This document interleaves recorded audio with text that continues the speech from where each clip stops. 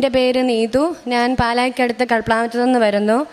ആദ്യമായിട്ട് തന്നെ അമ്മ മാതാവിന് തിരുക്കുമാരനും 1000 നന്ദി പറയുന്നു. ഈ ഒരു അൽത്താരിൽ നിന്ന് സാക്ഷ്യം പറയാനായിട്ട് മാതാവ് ഒരുക്കിയ അനുഗ്രഹത്തെ ഓർത്ത് നന്ദി പറയുന്നു. ഞാനാണെങ്കിൽ സൗദി അറേബ്യയിൽ 5 വർഷമായിട്ട് നേഴ്സായിട്ട് വർക്ക് ചെയ്യുകയായിരുന്നു. അവിടെ വെച്ച് ഞാൻ OET കുറേ പ്രാവശ്യം എഴുതുകയും പരാജയപ്പെടുകയും ചെയ്തു. അങ്ങനെ ഞാനിവിടെ 2022 ജൂൺ 29 തീയതി ഇവിടെ വരികയും OET എക്സാമിന് വേണ്ടി ഉടമ്പടി എടുക്കുകയും മറ്റ് 6 നിയോഗങ്ങളുമായി ഉടമ്പടി എടുക്കുകയും ചെയ്തു. അങ്ങനെ ഞാൻ ജൂലൈ 19 തീയതി ജോസഫ് അച്ഛനെ വന്ന് കാണുകയും ഞാനിവിടെ അച്ഛനെ വന്ന് കാണാനുണ്ടായ സാഹചര്യം 6 പ്രാവശ്യം OET എഴുതി. അപ്പോൾ ഇനിയും എനിക്ക് മുന്നോട്ട് എഴുതാനായിട്ട് താല്പര്യം ഉണ്ടായിരുന്നില്ല. ഞാനിവിടെ വന്ന് അച്ഛനോട് ചോദിച്ചു, അച്ഛൻ ഞാൻ എന്താ ചെയ്യേണ്ടത്? ഞാൻ OET തന്നെ കണ്ടിന്യൂ ചെയ്യണോ അതോ ഞാൻ DHA എക്സാം എഴുതണോ? അച്ഛനോട് പറഞ്ഞു, നീ വിഷമിക്കേണ്ട, ധൈര്യമായിട്ട് മുന്നോട്ട് പോയിക്കോ, നീ രക്ഷപ്പെടുമെന്ന് പറഞ്ഞു. അങ്ങനെ ഞാൻ സെപ്റ്റംബറിൽ OET എക്സാം എഴുതുകയും ഞാൻ മാതാവിനോട് പ്രാർത്ഥിച്ചത് എനിക്കൊരു അയർലൻഡ് സ്കോർ നൽകുന്നതിന് വേണ്ടിയാണ്. അയർലൻഡ് സ്കോർ കിട്ടി ഞാൻ ജയിക്കുകയും ചെയ്തു. അതിനുശേഷം ഞാനാണെങ്കിൽ ന്യൂസിലാൻഡിൻ്റെ പ്രോസസ്സിംഗ് ആയിരുന്നു സ്റ്റാർട്ട് ചെയ്തത്. അങ്ങനെ എൻ്റെ എല്ലാ കാര്യങ്ങളും എനിക്ക് പെട്ടെന്ന് കിട്ടുകയും ഒക്ടോബർ 9 ഡിസിഷൻ ലെറ്റർ കിട്ടുകയും ചെയ്തു. അതിനുശേഷം എനിക്ക് ഒരു തരത്തിലും ക്യാപ് അഡ്മിഷൻ കിട്ടുന്നുണ്ടായിരുന്നില്ല. ഒരുപാട് പ്രാവശ്യം ട്രൈ ചെയ്തു, ഒത്തിരി ഏജൻസികളെ സമീപിച്ചു. പക്ഷേ അവരെല്ലാം പറയുന്ന ഓഗസ്റ്റ് എന്നാണ്. എൻ്റെ OET 2024 സെപ്റ്റംബർ 24 തീയതി എക്സ്പയർ ആവുകയും ചെയ്യും. അതിന് മുന്നേ എനിക്ക് ഒരു സ്ഥലത്ത് എത്തുകയും ചെയ്യണം. അങ്ങനെ എനിക്ക് ക്യാപ് അഡ്മിഷൻ ഒന്നും കിട്ടിയില്ല. അങ്ങനെ എൻ്റെ ഒരു കൂട്ടുകാരിയുടെ നിർബന്ധപ്രകാരം ഞാൻ അയർലൻഡിൻ്റെ പ്രോസസ്സിങ് സ്റ്റാർട്ട് ചെയ്തു. എല്ലാവർക്കും തന്നെ അറിയാം, അയർലൻഡിൻ്റെ പ്രോസസ്സ് എന്ന് പറഞ്ഞാൽ 1 വർഷം അല്ലെങ്കിൽ 1.5 വർഷത്തോളം എടുക്കും. പക്ഷേ എൻ്റെ OET എക്സ്പയർ ആകാൻ പോകുന്നത് കൊണ്ട് തന്നെ എനിക്ക് ഒട്ടും താല്പര്യം ഉണ്ടായിരുന്നില്ല. എൻ്റെ മാതാവിൻ്റെ കൃപയാൽ എൻ്റെ ഒരു കൂട്ടുകാരിയുടെ നിർബന്ധപ്രകാരം ഞാൻ ഫെബ്രുവരി 21 തീയതിയുള്ള ദുബായി വെച്ച് സെൻറ്റ് വിൻസെൻ്റ് ഹോസ്പിറ്റലിലോട് ഒരു ഇൻ്റർവ്യൂ അറ്റൻഡ് ചെയ്യുകയും ഞാൻ എൻ്റെ OETയുടെ എക്സാമിൻ്റെ സമയത്ത് ഞാൻ കാശുരൂപവും മാതാവിൻ്റെ ഉടമ്പടി തൈലവും ഞാൻ നെറ്റിയിൽ പുരട്ടിക്കൊണ്ടായിരുന്നു പോയി പ്രാർത്ഥിച്ചുകൊണ്ടിരുന്നത്. അതുപോലെ തന്നെ ഞാൻ ഇൻ്റർവ്യൂവിന് പോയപ്പോഴും ഞാൻ പ്രാർത്ഥിച്ചു, എനിക്ക് ഐറിഷ് ലാംഗ്വേജ് മനസ്സിലാകുന്നതിന് വേണ്ടിയും എനിക്ക് മാതാവേ നീ വേണം എൻ്റെ മുൻപിലിരിക്കാനായിട്ട്, എനിക്ക് നീ തന്നെ എല്ലാ കാര്യങ്ങളും പറഞ്ഞു തരണമെന്ന് ഞാൻ പ്രാർത്ഥിച്ചു. ഓപ്പറേഷൻ തിയേറ്ററിൽ വർക്ക് ചെയ്യുന്ന എനിക്ക് അതേ ഡിപ്പാർട്ട്മെൻറ്റിലുള്ള എനിക്ക് അറിയുന്ന കാര്യങ്ങൾ തന്നെ ചോദിക്കുകയും ഞാൻ ഇൻ്റർവ്യൂ സെലക്ട് ആവുകയും ചെയ്തു.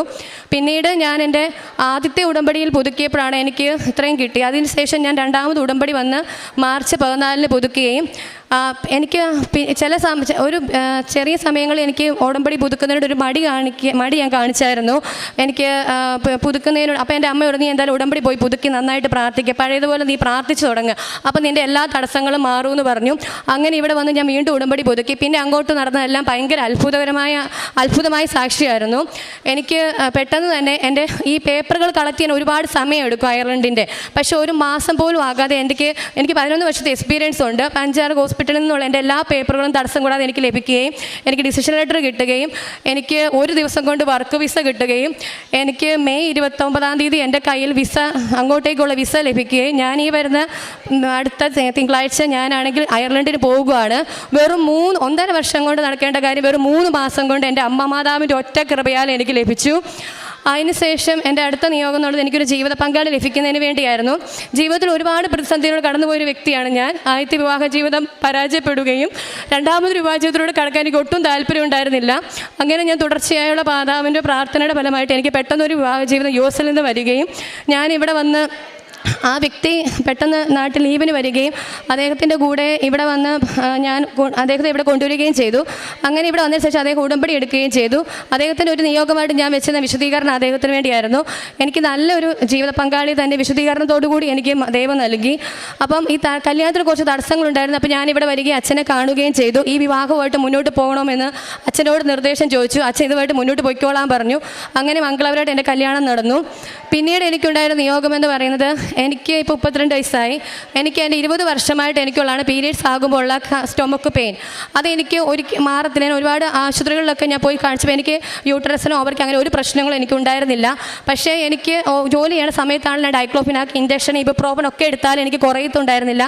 മാതാവിൻ്റെ തൈലം പുരട്ടി പ്രാർത്ഥിക്കുകയും കണ്ടിന്യൂസ് ആയിട്ട് തേൻ കഴിക്കുകയും കണ്ടിന്യൂസ് ആയിട്ട് ഞാൻ മാതാവിനോട് പ്രാർത്ഥിക്കണം, മാതാവേ ഇതെന്താ ഇങ്ങനെ മാറാൻ നിൽക്കുന്നത്, ഇത് മാറുവാണെങ്കിൽ ഉറപ്പായിട്ടും വന്നൊരു സാക്ഷ്യം പറയുമെന്ന് പ്രാർത്ഥിച്ചായിരുന്നു. അതിൻ്റെ ഫലമായിട്ട് എനിക്ക് 2 മാസമായിട്ട് ആ വേദന വേദന കംപ്ലീറ്റ് മാറി. 2 മാസമായിട്ട് ഞാൻ ഒരു മരുന്നും കഴിക്കാറില്ല. ഇപ്പം എനിക്ക് എവിടെ വേണമെങ്കിലും യാത്ര ചെയ്യാം, എനിക്ക് യാതൊരു കുഴപ്പവും ഇല്ല. പിന്നീട് വന്നൊരു സാക്ഷി എന്ന് പറഞ്ഞാൽ എൻ്റെ ആദ്യത്തെ ഉടമ്പടി പുതുക്കിയതിന് ശേഷം എൻ്റെ പപ്പായ്ക്ക് 2023 മാർച്ചിൽ വെച്ചൊരു ആക്സിഡൻറ്റ് ഉണ്ടാകുകയും പപ്പായുടെ ഹാർട്ട് ബീറ്റ് കൂടുകയും കുറയുകയും ചെയ്യുന്ന പ്രോബ്ലം ആയിരുന്നു. അങ്ങനെ പപ്പായ്ക്ക് പേസ് മേക്കർ വെക്കണമെന്ന് പറഞ്ഞു. പക്ഷേ ഞങ്ങൾ കുറേ ആശുപത്രിയിൽ കൊണ്ടുപോവുകയും പപ്പായുടെ ചങ്കിൽ ഞങ്ങൾ തൈലം മാതാവിൻ്റെ എണ്ണ പുരട്ടി കൊടുക്കുകയും ചെയ്യുമായിരുന്നു. അങ്ങനെ അതിൻ്റെ ഫലമായിട്ട് പപ്പായ്ക്ക് പേസ് മേക്കർ വെക്കണ്ട എന്നുള്ള ഒരു തീരുമാനത്തിലെത്തി. പിന്നീട് എൻ്റെ അമ്മച്ചിക്കാണെങ്കിൽ ഒരിടയ്ക്ക് എൻ്റെ അമ്മയുടെ ചെവിയിൽ ഒരു ചെറിയ പരു ഉണ്ടായിരുന്നു. അപ്പം അമ്മയ്ക്ക് ഭയങ്കര പേടിയായിരുന്നു.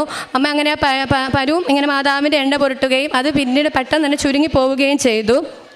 പിന്നീട് ഉണ്ടായത്, ഞാൻ ആദ്യത്തെ ഉടമ്പടി എടുക്കുന്ന സമയത്ത് എൻ്റെ ബ്രദറും അവൻ്റെ വൈഫും അവരുടെ പപ്പായും മമ്മിയും സഞ്ചരിച്ചിട്ട് കാറ് മറിയുകയും ഇവർക്ക് വണ്ടിയിലുണ്ടായിരുന്ന ഇവർക്ക് യാതൊരു കുഴപ്പമില്ലാതെ ഇവർ അത്ഭുതമായി രക്ഷപ്പെടുകയും ചെയ്തു. മാതാവിൻ്റെ ഒരു രൂപമാണെങ്കിൽ കാറിനകത്തുണ്ടായിരുന്നു. പിന്നീട് എനിക്കുണ്ടായ ഓരോ കാര്യങ്ങൾക്കും എനിക്ക് മാതാവിനോട് ഒരുപാട് നന്ദി പറയാനുണ്ട്. ഇത്രയേറെ അനുഗ്രഹങ്ങൾ നൽകിയ എൻ്റെ അമ്മ മാതാവിന് 1000 നന്ദി പറയുന്നു. പിന്നെ ഒരു സാക്ഷ്യം കൂടിയുണ്ട്. ഞാൻ സൗദി അറേബ്യയിൽ നിന്ന് തിരിച്ചു വന്ന സമയത്ത് എല്ലാവർക്കും അറിയാം നമുക്ക് ഒരുപാട് ലഗേജ് കാണും. അപ്പം ഞാനാണെങ്കിൽ കാർഗോയായിട്ട് ഒരു ഷിപ്പ് കാർഗോ വിട്ടായിരുന്നു. ശരിക്കും 60 ദിവസം കൊണ്ട് വരേണ്ടത് എനിക്കാണെങ്കിൽ ഒക്ടോബർ 10 വിട്ടിട്ട് ഒരു ഏപ്രിൽ വരെ എനിക്ക് കിട്ടുന്നുണ്ടായിരുന്നില്ല. അപ്പം ഞാൻ മാതാവിനോട് പ്രാർത്ഥിച്ചു, അമ്മേ മാതാവേ, നഷ്ടപ്പെട്ടു പോയ കാർഗോ, എൻ്റെ അയർലൻഡിലോട്ട് പോകാനുള്ള കുറേ സാധനങ്ങളെല്ലാം ഞങ്ങൾക്ക് എന്തുണ്ട്, മാതാവേ എനിക്കത് തിരിച്ചു തരണം. അത് തിരിച്ചു കിട്ടുവാണെങ്കിൽ അതിനകത്തുള്ള ആ കാർഗോയിൽ ഡ്രസ്സ് ഇട്ടുകൊണ്ട് വന്നിട്ട് അടുക്ക ഞാൻ സാക്ഷ്യപ്പെടുത്തുള്ളൂ എന്ന് വരെ ഞാൻ മാതാവിനോട് പറഞ്ഞു. അതായത് കാർഗോ കൊണ്ടുപോയ ആൾക്കാർ അവർ കാശുമായിട്ട് മുങ്ങി. ഒരു തരത്തിലും കിട്ടാൻ പറ്റാതിരുന്ന എൻ്റെ കാർഗോ ഒരു സാധനം പോലും നഷ്ടപ്പെടാതെ എൻ്റെ അമ്മ മാതാവ് എനിക്ക് തിരിച്ചു തന്നു. എനിക്ക് ചോദിക്കുന്നത് എന്തും തരുകയും എൻ്റെ എല്ലാ കാര്യങ്ങളും എന്നെ വഴി നടത്തുകയും ചെയ്യുന്ന എൻ്റെ അമ്മ മാതാവിന് 1000 നന്ദി ഞാൻ പറയുന്നു. കാരുണ്യ പ്രവൃത്തികളായിട്ട് ഞാൻ ചെയ്തുകൊണ്ടിരുന്നത്, ഞാൻ സൗദി അറേബ്യ വർക്ക് ചെയ്യുന്ന സമയത്ത് അവിടുത്തെ രോഗികളെ ശുശ്രൂഷിക്കുകയും കൂടെയുള്ളവർക്ക് വയ്യാതാവുകയും ചെയ്ത ഞാൻ എനിക്ക് പറ്റാവുന്ന രീതിയിൽ അവരെ സഹായിക്കുകയും മരുന്ന് കൊടുക്കുകയും അങ്ങനെ എല്ലാ കാര്യങ്ങളും ചെയ്യുമായിരുന്നു. നാട്ടിൽ വന്ന് മാതാവിൻ്റെ കൃപാസനത്തിൽ കിട്ടുന്ന പാത്രം ഞാനാണെങ്കിൽ എല്ലായിടത്തും ഇങ്ങനെ കടകളിലും അങ്ങനെ ഓരോ സ്ഥലങ്ങളിൽ പോയാൽ ഞാൻ അവിടെ വരുന്ന ആൾക്കാർക്കെല്ലാം കൊടുത്ത് അവർ വായിക്ക് വെക്കുന്നത് കൺഫേം ആക്കും. ഞാൻ അവരുടെ അടുക്കൽ മാതാവിനെ പറ്റി പറഞ്ഞു കൊടുക്കുകയും ചെയ്യുമായിരുന്നു. പിന്നെ അനാഥാലയങ്ങൾ അവിടെ ഉള്ളതുങ്ങളെല്ലാം ബർത്ത്ഡേ സെലിബ്രേഷൻ അങ്ങനെയൊക്കെ വരുമ്പോഴും അവർക്ക് ഒരു പങ്ക് കൊടുക്കും. അങ്ങനെ പാവപ്പെട്ടവരെ സഹായിക്കുകയൊക്കെ ഞാൻ ചെയ്യുമായിരുന്നു. എനിക്ക് പറയാനുള്ളത്, ഇവിടെ വന്ന് ഉറപ്പായിട്ടും നിങ്ങൾ ഉടമ്പടി എടുത്ത് മാതാവിനോട് നിയോഗം വെച്ച് പ്രാർത്ഥിച്ചാൽ നമുക്ക് ഉറപ്പായിട്ട് കിട്ടും. നമുക്ക് ഇപ്പോൾ ഉണ്ടാവുന്ന ചെറിയ ചെറിയ വേദനകൾ പിന്നീട് മാതാവ് നമുക്ക് ഒരുക്കുന്ന ഏറ്റവും വലിയ സന്തോഷത്തിൻ്റെ ഒരു അനുഗ്രഹമായിരിക്കും. എല്ലാ അനുഗ്രഹങ്ങൾക്കും നന്ദി പറയുന്നു. യെശയ്യാ 43:2 സമുദ്രത്തിലൂടെ നടന്നാലും അത് നിന്നെ മുക്കിക്കളയുകയില്ല, നദിയിലൂടെ നടന്നാലും അത് നിനക്ക് യാതൊരു സമുദ്രത്തിലൂടെ നടന്നാലും നിന്നോടുകൂടി ഉണ്ടായിരിക്കുമെന്നും നദിയിലൂടെ നടന്നാലും അത് മുക്കിക്കളയുകയില്ല. അതുപോലെ തന്നെ അഗ്നിയിലൂടെ നടന്നാൽ ജ്വാല നിന്നെ ദഹിപ്പിക്കുകയില്ല, നിനക്ക് യാതൊരു വിധത്തിലുള്ള കേടുപാടുകളും ഉണ്ടാവുകയില്ല എന്നൊക്കെ തിരുവചനം നമ്മോട് അരുളി ചെയ്യുന്നുണ്ട്. നാം ഇങ്ങനെയുള്ള സാഹചര്യങ്ങൾ നമുക്ക് വരില്ല എന്നല്ല, ഇതൊക്കെ വന്നാലും ഇതൊന്നും നമ്മെ യേശുകയില്ല, നമുക്ക് യാതൊരു പോറൽ പോലും ഏൽക്കുകയില്ല. അതാണ് തിരുവചനം അരുളി ചെയ്യുന്നത്. ഈ മകളുടെ അനുഭവ സാക്ഷ്യത്തിൽ തൻ്റെ OETയുടെ കാര്യവും തൻ്റെ വിവാഹ ജീവിതവും ഇതിനൊക്കെ ഒത്തിരിയേറെ തടസ്സങ്ങൾ ഉണ്ടാകുന്നു. ബഹുമാനപ്പെട്ട VP ജോസഫ് അച്ഛനെ വന്ന് കാണുന്നു. അച്ഛൻ പറയുന്ന കാര്യങ്ങൾ അനുസരിച്ച് പിന്നീടെല്ലാം അച്ഛൻ്റെ ബ്ലെസ്സിങ് ലഭിച്ച് എല്ലാം അമ്മ മാതാവ് വേണ്ട രീതിയിൽ മാധ്യസ്ഥം വഹിച്ച് ഈശോ എല്ലാം ക്രമപ്പെടുത്തി ഇന്ന് തൻ്റെ ജീവിതത്തിൽ തനിക്ക് സ്വപ്നം കാണാൻ മാത്രമേ സാധിക്കുകയുള്ളൂ എന്ന് താൻ വിചാരിച്ചിരുന്ന വിദേശത്തേക്കുള്ള ജോലി അതിന്ന് എത്രയും ചാരിതാർത്ഥ്യത്തോടെ ഈ മകൾ ഇവിടെ വന്ന് പറയുകയാണ് തനിക്കിന്ന് അതിന് സാധിച്ചു. താൻ അതിനുള്ള എല്ലാ രേഖകളും എല്ലാം റെഡിയായി നിൽക്കുകയാണ്. പ്രോസസ്സിംഗ് ഒക്കെ പിന്നീട് എങ്ങനെയാണ്, അതായത് ഉടമ്പടി ജീവിതത്തിൽ പിന്നീടൊന്ന് ഉഴപ്പി പുതുക്കുന്നതിനൊക്കെ അല്പം മടി തോന്നി. പിന്നീട് അങ്ങോട്ട് പുതുക്കിയതിന് ശേഷം അതൊക്കെ ഒരു തീപ്പൊരി പോലെ പിന്നീട് നമുക്ക് തോന്നുമെന്നാണ് ഈ മകളുടെ സാക്ഷ്യത്തിലൂടെ വ്യക്തമാകുന്നത്. അങ്ങനെ ജീവിതത്തിൽ നമ്മെ കൈപിടിച്ച് നടത്തുന്ന തമ്പുരാൻ്റെ സാന്നിധ്യം അതെപ്പോഴും നമ്മുടെ കൂടെയുണ്ട്. സമുദ്രത്തിലാണ് നാം നടക്കുന്നതെങ്കിലും നമ്മോടുകൂടെ കർത്താവുണ്ട്. നാം കർത്താവിനോടൊപ്പമാണ് സമുദ്രത്തിലൂടെ നടക്കുന്നതെന്ന ഒരു ബോധ്യം നമുക്കുണ്ടാകണം. അതിനാണ് ഉടമ്പടി ജീവിതം നമ്മെ പ്രാപ്തരാക്കേണ്ടത്. കരങ്ങളടിച്ച് ഈശോയ്ക്കും അമ്മയ്ക്കും നമുക്ക് നന്ദി പറയാം, ദൈവത്തെ മഹത്വപ്പെടുത്താം, ആരാധിക്കാം. രണ്ടാമത് ഇവിടെ ഈ കൃപാസന മാതാവിൻ്റെ സന്നിധിയിൽ വരാൻ സാധിച്ചതിന് അമ്മയ്ക്ക് പ്രത്യേകം നന്ദി അർപ്പിച്ചുകൊണ്ട് ഇവിടെ ഞാൻ വന്നു നിൽക്കുന്നത് രണ്ടാമത്തെ പ്രാവശ്യമാണ്. എൻ്റെ പേര് സജി തോമസ്. ഞാൻ പഞ്ചാബിലാണ്. കഴിഞ്ഞ 24 വർഷമായിട്ട് അവിടെയാണ് സ്കൂളുകൾ നടത്തുകയും പല സ്കൂളിൻ്റെയും ഡയറക്ടർ, ചെയർമാൻ പോസ്റ്റുകളിലൊക്കെ നോക്കുന്നു. അതുപോലെ പുതിയ സ്കൂളുകൾ ഡെവലപ്പ് ചെയ്ത് കൊടുക്കുന്നു. വൈഫ്, എൻ്റെ ഫുൾ ഫാമിലി പഞ്ചാബിലാണ്. ഞാൻ ആദ്യമായിട്ട് ഇവിടെ വന്ന് ഉടമ്പടി എടുക്കുന്നത് 21/6/23 അപ്പോൾ ഇവിടെ വരാനുള്ള കാരണം ഇതിനു മുമ്പ് പലപ്പോഴും കേട്ടിട്ടുണ്ട് ഈ കൃപാസനത്തെ കുറിച്ച്. അപ്പോഴൊക്കെ നമുക്ക് ഇവിടെ ഇതിൻ്റെ നിയമങ്ങളൊക്കെ പറഞ്ഞു കേട്ടപ്പം ജീവിതകാലത്തിൽ ഒരിക്കലും ഇവിടെ വരാനോ ഈ ഉടമ്പടി അതിൽ പറഞ്ഞിരിക്കുന്ന 6 കാര്യങ്ങൾ പാലിക്കാനോ ഒരു മനുഷ്യനായി ജനിച്ച എനിക്ക് സാധിക്കുമെന്ന് ഒരിക്കലും വിചാരിച്ചതല്ല. പക്ഷെ ഒരു ഗതിയും പരഗതിയും ഇല്ലാതായപ്പോൾ തന്നെ ഇവിടെ വന്നു.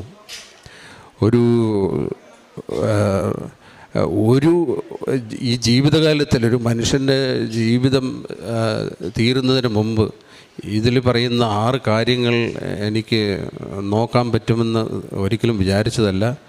അത് സംഭവിച്ചു. 6 കാര്യങ്ങളും കൃത്യമായിട്ട് നോക്കി. ജീവിതത്തിൻ്റെ ഭൗതികവും അതേപോലെ സ്പിരിച്വലായിട്ടുള്ള മേഖലകളിലൊക്കെ റെവല്യൂഷണറി ചേഞ്ചസ് ആണ് വന്നത്. അപ്പോൾ ഞാൻ പഞ്ചാബിൽ നിന്നാണ് വന്നതുകൊണ്ട് ആദ്യം തന്നെ മാതാവിൻ്റെ ഒരു വലിയൊരു അനുഗ്രഹത്തിൻ്റെ ഒരു സാക്ഷ്യം ആദ്യം പറയാം. കഴിഞ്ഞ 26-ാം തീയതിയാണ് ഞാൻ പഞ്ചാബിൽ നിന്ന് വരുന്നത്. പഞ്ചാബിൽ നിന്ന് പോരുമ്പോൾ ഞാൻ എൻ്റെ കാറും കൊണ്ടാണ് വരുന്നത്. 7 സീറ്റർ കാർ കൊണ്ട് വരുന്നു. എൻ്റെ 3 പിള്ളേരുണ്ട്, വൈഫും ഉണ്ട്. അപ്പം ഞങ്ങളവിടെ നിന്ന് വണ്ടിക്ക് വരുന്നതിന് മുമ്പ് ഈ മാരുതി സുസുക്കിക്ക് വലിയൊരു ലെറ്റർ കൊടുത്തിട്ട് അതിൽ പറഞ്ഞിരിക്കുന്നത് ഞങ്ങൾ ഫാമിലിയുണ്ട്, ചെറിയ കുട്ടികളുണ്ട്, ഞങ്ങൾ വണ്ടിക്ക് പോകുന്നതാണ്. വണ്ടി വളരെ ഇൻസ്പെക്ഷന് വേണ്ടിയിട്ട് വണ്ടി കൊടുത്തു. അവർ 3-4 എൻജിനീയേഴ്സൊക്കെ വന്ന് വളരെ കാര്യമായിട്ട് അത് ചെക്ക് ചെയ്ത് വണ്ടി ഉയർത്തിയും താഴ്ത്തിയും ഒക്കെ നോക്കി അവസാനം അവർ പറഞ്ഞു, സാറേ ഒരു ടയറിനൊരു പ്രോബ്ലം ഉണ്ട്, 3700 കിലോമീറ്റർ പോകാൻ പറ്റുമെന്ന് തോന്നുന്നില്ല, അപ്പോൾ എന്ത് ചെയ്യും? അപ്പം ഞാൻ അവരോട് ചോദിച്ചു, എന്ത് ചെയ്യും? അപ്പം എൻ്റെ അടുത്ത് നിന്ന് വേറൊരാൾ പറയുന്നു, നീ ഉടമ്പടി എടുത്ത ആളല്ലേ? ഞാൻ പറഞ്ഞു, ഉടമ്പടി എടുത്തിട്ടുണ്ട്. നീ ഉടമ്പടി എടുത്താണെങ്കിൽ പിന്നെ ഈ എഞ്ചിനീയർമാരോട് ടയറിൻ്റെ കാര്യം ചോദിക്കേണ്ട കാര്യം എന്താ? നീ ഉടമ്പടി എടുത്തതല്ലേ? അപ്പം മാതാവിൻ്റെ ശബ്ദമാണ് അവിടെ കേൾക്കുന്നത്. നീ എന്തിനാണ് പിന്നെ ഈ ടയർ മാറ്റണമെന്ന് എഞ്ചിനോട് ചോദിക്കുന്നു? അപ്പം മാതാവിനോട് ചോദിച്ചു, ടയർ മാറ്റണോ? അപ്പോൾ അതിന് വേറൊരു എഞ്ചിനീയറിനോട്, സാർ മാറ്റേണ്ട കാര്യമൊന്നുമില്ല, അത് ഞങ്ങൾ ശരിയാക്കി തരാം. അപ്പോൾ എനിക്ക് ഇങ്ങനെ എൻ്റെ ഉള്ളിൽ നിന്ന് പറയുന്നു, ടയർ മാറ്റേണ്ട കാര്യമില്ല. മാതാവിൻ്റെ ആദ്യത്തെ അനുഗ്രഹം അതാണ്. ഞങ്ങൾ പഞ്ചാബിൽ നിന്ന് പോന്നിട്ട് ഏതാണ്ട് 3700 കിലോമീറ്റർ ഓടിയിട്ട് ആ ടയറിനൊന്നും പറ്റിയിട്ടില്ല. ഇപ്പോഴും അതിങ്ങനെ നമ്മുടെ മലയാളത്തിൽ പറയുന്ന പോലെ പയർ പോലെ നിൽക്കുന്നു. മാതാവിൻ്റെ ഒരു വലിയ അനുഗ്രഹം. അപ്പോൾ ഞങ്ങൾ വരുന്നതിന് മുമ്പേ പ്രത്യേകം മാതാവിനോട് പറഞ്ഞിട്ട് ഞങ്ങൾക്ക് വഴിതെറ്റി പോരുത്. ഇതിനു മുമ്പ് വന്നപ്പം മധ്യപ്രദേശിൽ വന്ന് 100-150 കിലോമീറ്റർ വഴിതെറ്റി ഞങ്ങൾ പോയതാണ്. ഈ പ്രാവശ്യം ഈ ഉടമ്പടി എടുത്ത് വന്നപ്പം നേരെ വാഗാ ബോർഡറിൽ നിന്ന് വയനാട് വരെ ഒരു തിരിവും വളവും ഇല്ലാതെ, വണ്ടിക്കൊരു കുഴപ്പവും പറ്റാത്ത വളരെ സുഖമായ രീതിയിൽ ഞങ്ങളിവിടെ എത്തി. അടുത്ത എൻ്റെ സാക്ഷ്യം, ഞാൻ സ്കൂൾ നടത്തുന്ന ആളാണ്. ഇതിനു മുമ്പും വന്ന് സ്കൂൾ നടത്തുന്ന പല കാര്യങ്ങളെക്കുറിച്ച്, രജിസ്ട്രേഷനെ കുറിച്ചൊക്കെ ഇവിടെ പറഞ്ഞിട്ടുണ്ട്. ഞാനിവിടെ വന്ന് തിരിച്ചു പോയതിന് ശേഷമാണ് NOCക്ക് അപ്ലൈ ചെയ്യുന്നത്. ഒരു സ്കൂൾ നടത്തണമെങ്കിൽ അതായത് സ്റ്റേറ്റിൻ്റെ നോൺ ഒബ്ജക്ഷൻ സർട്ടിഫിക്കറ്റ് വേണം ICSE സ്കൂൾ തുടങ്ങാൻ.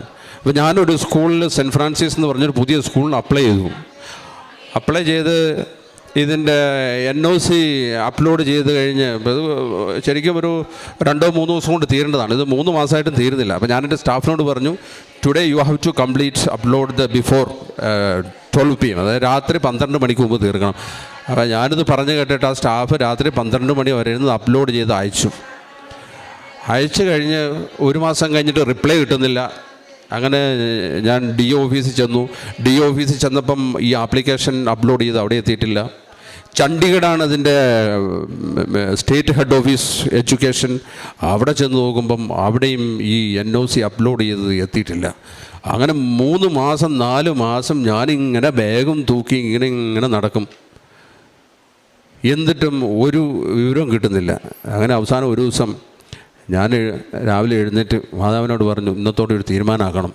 ഒന്നില്ലെങ്കിൽ ഞാൻ ഈ സ്കൂൾ വിട്ടു പോകും, അല്ലെങ്കിൽ ഈ NOC അപ്ലോഡ് ചെയ്ത് എവിടെയും വിസിബിൾ ആവുന്നില്ല. ഞങ്ങളുടെ കമ്പ്യൂട്ടറിൽ, എൻ്റെ ലാപ്ടോപ്പിൽ, വൈസ് പ്രിൻസിപ്പലിൻ്റെ ലാപ്ടോപ്പിൽ മാത്രമേ ഇത് വിസിബിൾ ആവുന്നു. വേറൊരു സ്ഥലത്തും ഇത് കാണാനില്ല, ആർക്കും കാണാൻ പറ്റുന്നില്ല. അങ്ങനെ എൻ്റെ ഉള്ളിൽ നിന്നിങ്ങനെ ഈ ഉടമ്പടി പത്രം എടുത്ത് വെച്ച് എണ്ണയൊക്കെ നെറ്റിയിൽ കുരിശ് വരച്ച് പ്രാർത്ഥിച്ചുകൊണ്ടിരുന്നപ്പോൾ ഇങ്ങനെ ഒരു കേൾക്കാം, ഒരു കാര്യം ചെയ്യും, ആ പേയ്മെൻ്റ് അങ്ങ് അടയ്ക്കും. പേയ്മെൻ്റ് എന്ന് പറയുമ്പം വലിയൊരു ഹ്യൂജ് പേയ്മെൻ്റാണ്. അതായത് ഒരു സ്കൂളിലെ ഒരു ടീച്ചറിൻ്റെ 6 മാസത്തെ ശമ്പളം വെച്ച് ഏതാണ്ട് 25 പേരുടെ ഫീസ് അടയ്ക്കണം. ഏതാണ്ട് ഒരു 22-25 ലക്ഷം രൂപ ഫീസ് മാത്രമായിട്ട് വരും. ഇത്ര അടയ്ക്കാൻ പറ്റില്ല, ഒരു കാരണവശാലും ഇത്ര അടയ്ക്കാൻ പറ്റില്ല. അത്രയും വലിയൊരു എമൗണ്ട് ഞാൻ നോക്കിയിട്ട് കാണുന്നില്ല. ശമ്പളവും ഇലക്ട്രിസിറ്റിയൊക്കെ അടച്ചു കഴിഞ്ഞിട്ടൊന്നും കാണുന്നില്ല. അങ്ങനെ ഞാൻ എൻ്റെ ഉപ്പും എണ്ണയും ഈ ഉടമ്പടി പത്രം എടുത്ത് വണ്ടിയിൽ വെച്ച് ഞാൻ നേരെ DO ഓഫീസിൽ പോയി. DO ഓഫീസിൽ എത്തിയത് അവിടെ മുതൽ മേലെ വരെ ഞാൻ ഉപ്പിട്ടു. കാണുന്ന ഓഫീസിൻ്റെ ഈ വാതിലയിലൊക്കെ അവരറിയാതെ കുരിശ് വരച്ച് അവസാനം ഏറ്റവും മുകളിലെത്തിക്കഴിഞ്ഞപ്പോൾ അവരെന്നോട് ചോദിച്ചു, സാർ ആപ് ക്യോ ഇധർ ആ ഗയ ക്യാ കാം ക്യാ? ഞാൻ പറഞ്ഞു NOC കാ കാം ത. അച്ഛാ NOC കാ കാം ആപ് ഉധർ ജാവോ. അവരൊരു ഓഫീസ് കാണിച്ചു തന്നു. ഞാനവിടെ ചെന്നു കഴിഞ്ഞപ്പോൾ അവർ പറഞ്ഞു, സാറെന്താ വന്നേ? ഞാൻ പറഞ്ഞു ഇങ്ങനെ NOC കാ തോടാ പൈസ ജമാ കറന, പൈസ അടയ്ക്കണം, ബില്ലടയ്ക്കണം എന്നൊക്കെ പറഞ്ഞു. സാർ തോ റൂൾ തോ ചേഞ്ച് ഹോ ഗയാ, ആ പൈസ കറോ, ഓൺലി 76,000 പേ. അപ്പോൾ അവരോട് പറഞ്ഞത് റൂളൊക്കെ മാറി, സാർ ഇതൊന്നും പറഞ്ഞില്ലേ, 22 ലക്ഷം 25 ലക്ഷം ഒന്നും അടയ്ക്കണ്ട, ഇപ്പോഴാണെങ്കിൽ 76,000 രൂപയ്ക്ക് തീരും. നോക്കി, നമ്മുടെ മാതാവിൻ്റെ ഉപ്പിൻ്റെയും എണ്ണേൻ്റെയും വരച്ച കുരിശിൻ്റെയും അനുഗ്രഹത്തിൻ്റെ ഫലമായിട്ട് ഇതാ ഞാനത് കൊണ്ടുവന്നിട്ടുണ്ട്. അങ്ങനെ ഇതാണ് ഞാൻ 76,000 രൂപ അടച്ചതാണ്. ഇത് സൂം ചെയ്ത അച്ഛാ കാണാം. 25 ലക്ഷം രൂപയാണ്. അതിപ്പോൾ ഏത് സ്റ്റേറ്റ് ഗവൺമെൻറ്റിൻ്റെ കേരളത്തിലായാലും എവിടെയായാലും അടച്ചു നോക്കിയാൽ കാണാം. ഒരു ICSE സ്കൂള് എടുക്കുന്നതിന് മുമ്പ് നോൺ ഒബ്ജക്ഷൻ സർട്ടിഫിക്കറ്റ് കിട്ടാൻ വേണ്ടിയിട്ട് ഒരു ടീച്ചറിൻ്റെ 6 മാസത്തെ ശമ്പളം നമ്മൾ അഡ്വാൻസ് ആയിട്ട് കൊടുക്കണം. അത് കൊടുത്തു കഴിഞ്ഞാൽ ജീവിതകാലത്ത് തിരിച്ചു കിട്ടുന്നൊന്നുമല്ല. ഇത് ഞാൻ പഞ്ചാബ് ഗവൺമെൻറ്റിൻ്റെ കീഴിലുള്ള ഗുരുദാസ്പൂർ പാകിസ്ഥാൻ ബോർഡറിലുള്ള DO ഓഫീസിൽ പോയിട്ട് ഈ കഴിഞ്ഞ 24-ാം തീയതി അടച്ചതാണ്. ഇത് അടയ്ക്കാനുള്ള വലിയൊരു കഥയും കൂടെ ഞാൻ പറഞ്ഞുതരാം. ഇത് അടയ്ക്കാൻ ചെല്ലുമ്പം എന്നോട് പറഞ്ഞു ഒരു ദിവസം വരണം. ഞാൻ ഒരു ദിവസം ചെല്ലുന്നത് ഈ ഉപ്പായിട്ടാണ് ചെല്ലുന്നത്. ഉപ്പും ഇതിരിപ്പുണ്ട്. അപ്പോൾ എന്നോട് ഇരിക്കാൻ പറഞ്ഞു. ഞാൻ ഇരുന്ന് കഴിഞ്ഞ് അയാൾ കമ്പ്യൂട്ടർ തുറന്നപ്പോഴത്തേക്ക് അപ്പുറത്തെ റൂമിൽ വലിയ അടിയും ബഹളവും. അപ്പോൾ ഇയാൾ എഴുന്നേറ്റ് ഓടി. അത് കഴിഞ്ഞിട്ട് പെട്ടെന്ന് ഇയാൾ ഒന്ന് വന്നു, കമ്പ്യൂട്ടർ തുറന്നപ്പോൾ ഞാൻ ചോദിച്ചു, ഞങ്ങൾ ചെയ്തോട്ടെ എന്ന് ചോദിച്ചു. പുള്ളി പറഞ്ഞു പറ്റില്ല. പുള്ളി ഇറങ്ങിപ്പോയപ്പോൾ ഞാൻ വേഗം അവിടെ കാശ് രൂപ എടുത്ത് കമ്പ്യൂട്ടറിലൊരു കുരിശ് വരച്ചു. അത് കഴിഞ്ഞ് കീബോർഡിലൊരു കുരിശ് വരച്ചു, CPU കുരിശ് വരച്ചു. അപ്പോൾ ഇയാൾ അതും കാണരുത്. ഇതൊക്കെ നമ്മൾ ഈ കുരിശ് വരയും കാര്യങ്ങളൊക്കെ മറ്റ് സ്റ്റേറ്റുകളിൽ കണ്ടാൽ നമുക്ക് അറിയാം കേരളത്തിലെ അവസ്ഥയൊന്നുമല്ല. ചിലപ്പോൾ നമ്മൾ തന്നെ ജീവനോടെ ഉണ്ടാവുമെന്ന് പറഞ്ഞു. ഞാൻ വേഗം കുരിശൊക്കെ വരച്ചു. അത് കഴിഞ്ഞ് അദ്ദേഹം തിരിച്ചു വന്നിട്ട് പറഞ്ഞു, സാറിന് ഇതൊന്ന് ചെയ്യാവോ, ഒന്ന് ടൈപ്പ് ചെയ്യാവോ?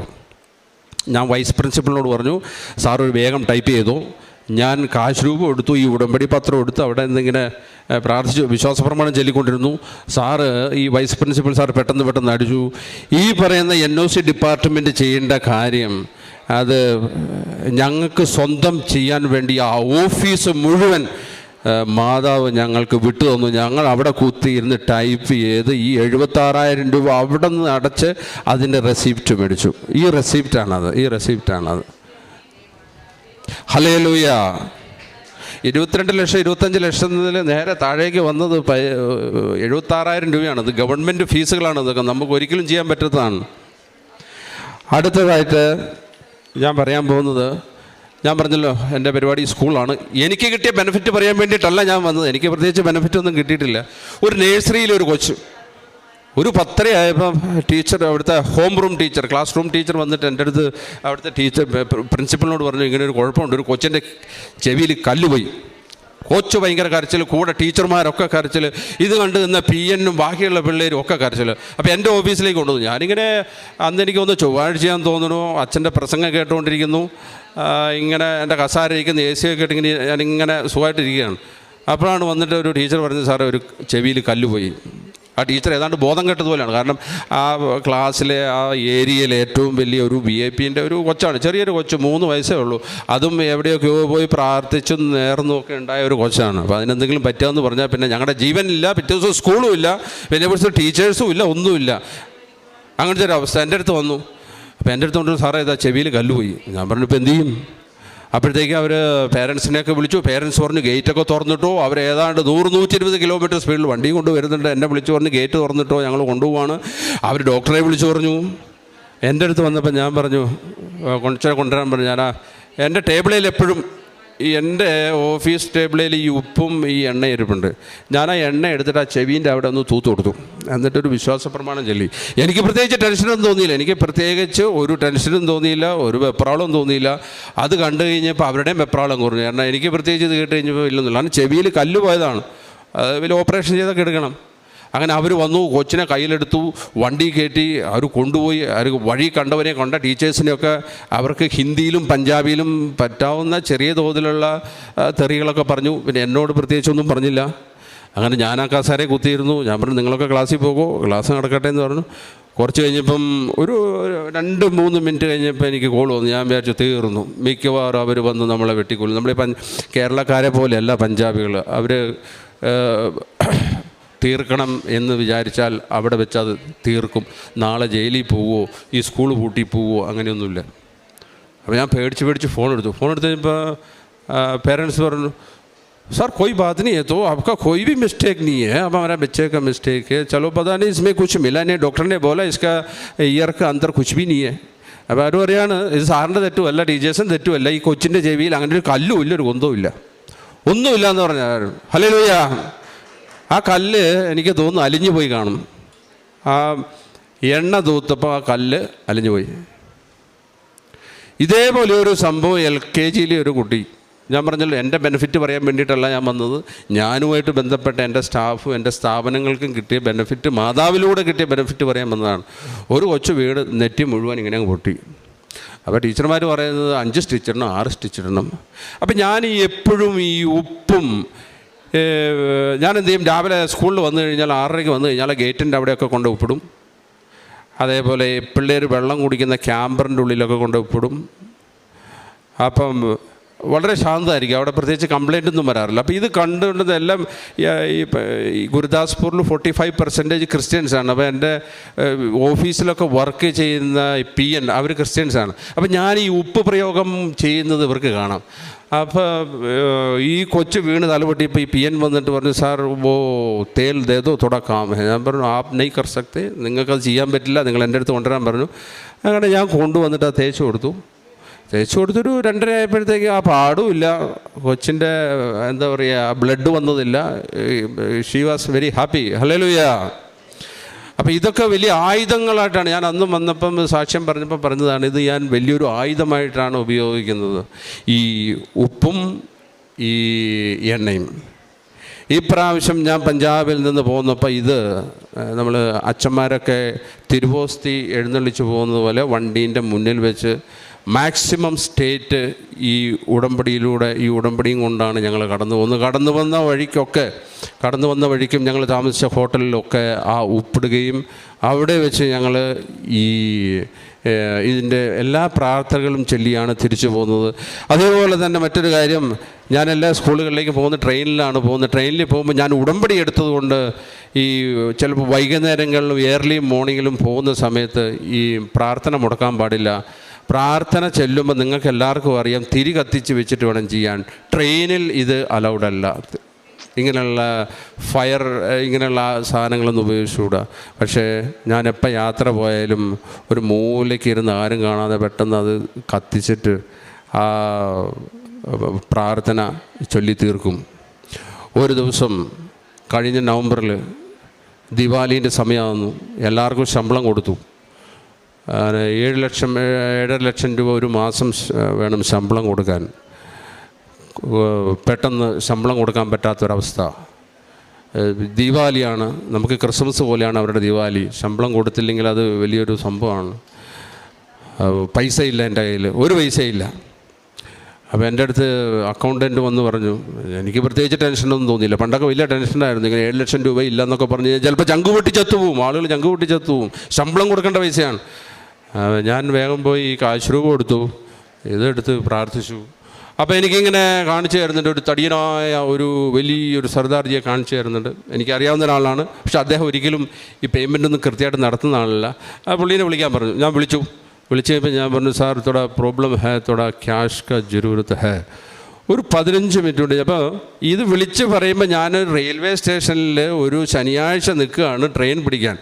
വലിയ തണുപ്പായതുകൊണ്ട് കോട്ടും ടൈയും ഒക്കെ ഇട്ട് ചെറിയ ഒരു എക്സിക്യൂട്ടീവ് സ്റ്റൈലിൽ നിന്നിട്ട് ഞാൻ 2 കൈയും ഒക്കെ പൊക്കി അച്ഛനിങ്ങനെ ഹല്ലേലൂയ പറയുമ്പോൾ ഞാൻ റെയിൽവേ സ്റ്റേഷനിൽ നിന്ന് ഇങ്ങനെ ഹല്ലേലൂയ ഹല്ലേലൂയ ഹല്ലേലൂയ ഹല്ലേലൂയ എന്നൊക്കെ പറഞ്ഞുകൊണ്ടിരിക്കുകയാണ്. അപ്പോൾ ആൾക്കാരൊക്കെ നോക്കുന്നുണ്ട്, ഇയാളെന്ത് ഭ്രാന്തനാണോ ഈ ടൈയും കോട്ടൊക്കെ കിട്ടിയിട്ട്. ഞാൻ മലയാളത്തിലാണ് പറയുന്നതുകൊണ്ട് ഇവർക്കൊന്നും മനസ്സിലായിട്ടില്ല. ആ സമയത്ത് എനിക്ക് ഫോൺ വന്നു. അപ്പോൾ സാർ ഞാൻ സ്കൂളിൽ എത്തിയിട്ടുണ്ട്, ഞാനൊരു കാര്യം ചെയ്യാം, തരാനുള്ള ഫീസും അടുത്ത വർഷത്തെ ഫീസും അതിൻ്റെ കൂടെ കുറച്ചും കൂടെ തരാം എന്ന് പറഞ്ഞു. പുള്ളി എനിക്ക് ആവശ്യമുള്ള ശമ്പളം കൊടുക്കാനുള്ള മുഴുവൻ പൈസയും അവിടെ കൊടുത്തിട്ട് പോയി ഒരു ശനിയാഴ്ച. ഹല്ലേലൂയ. ഇനി ഒരു വലിയൊരു മഹാസംഭവം ഇവിടെ നടക്കാൻ പോവാണ്. ചിലപ്പോൾ ജോസഫ് അച്ഛനോ കേട്ട് കഴിഞ്ഞാൽ എനിക്ക് വട്ടാണെന്ന് പറയും, അല്ലെങ്കിൽ ഭ്രാന്താണെന്ന് പറയാനുള്ള സാധ്യതയുണ്ട്. എന്തായാലും ഇത് പറയാൻ വേണ്ടിയിട്ടാണ് ഞാനിവിടെ വന്നത്. നമ്മുടെ ഈ കൃപാസനം തുടങ്ങിയതോടുകൂടി revolutionary spiritual changes happening all over Kerala and out of state also. ഇത് വേൾഡ് വൈഡിലേക്ക് വരികയാണ്. ഇത് വേൾഡ് വൈഡ് ഈ കൃപാസനത്തിൻ്റെ ഈ കവനൻറ്റ് ഉടമ്പടി അതിഭീകരമായിട്ട് ഇങ്ങനെ സ്പ്രെഡായിക്കൊണ്ടിരിക്കുന്നുണ്ട്.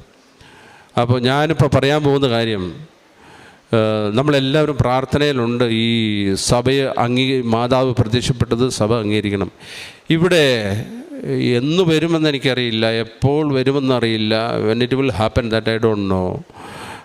നമ്മുടെ സഭയുടെ പരമോന്നത അധികാരിയായ പോപ്പ് മാർപ്പാപ്പ ഇവിടെ വരാൻ പോവുകയാണ്. ഇവിടെ വരും. അപ്പോൾ എനിക്ക് കഴിഞ്ഞ ആഴ്ച ഒരു ചെറിയ സ്വപ്നം ഉണ്ടായി. നിങ്ങൾക്ക് വേണമെങ്കിൽ ഇതെനിക്ക് ഭ്രാന്താണെന്നോ വട്ടാണെന്നോ ഒക്കെ പറയാം. എനിക്കങ്ങനെയൊന്നും തോന്നുന്നില്ല. ഇപ്പോഴത്തെ രാഷ്ട്രീയ മാറ്റങ്ങളും കൂടെ കണ്ടു നോക്കുമ്പം മാർപ്പാപ്പ കേരളത്തിൽ വരും, ഇന്ത്യയിൽ വരും.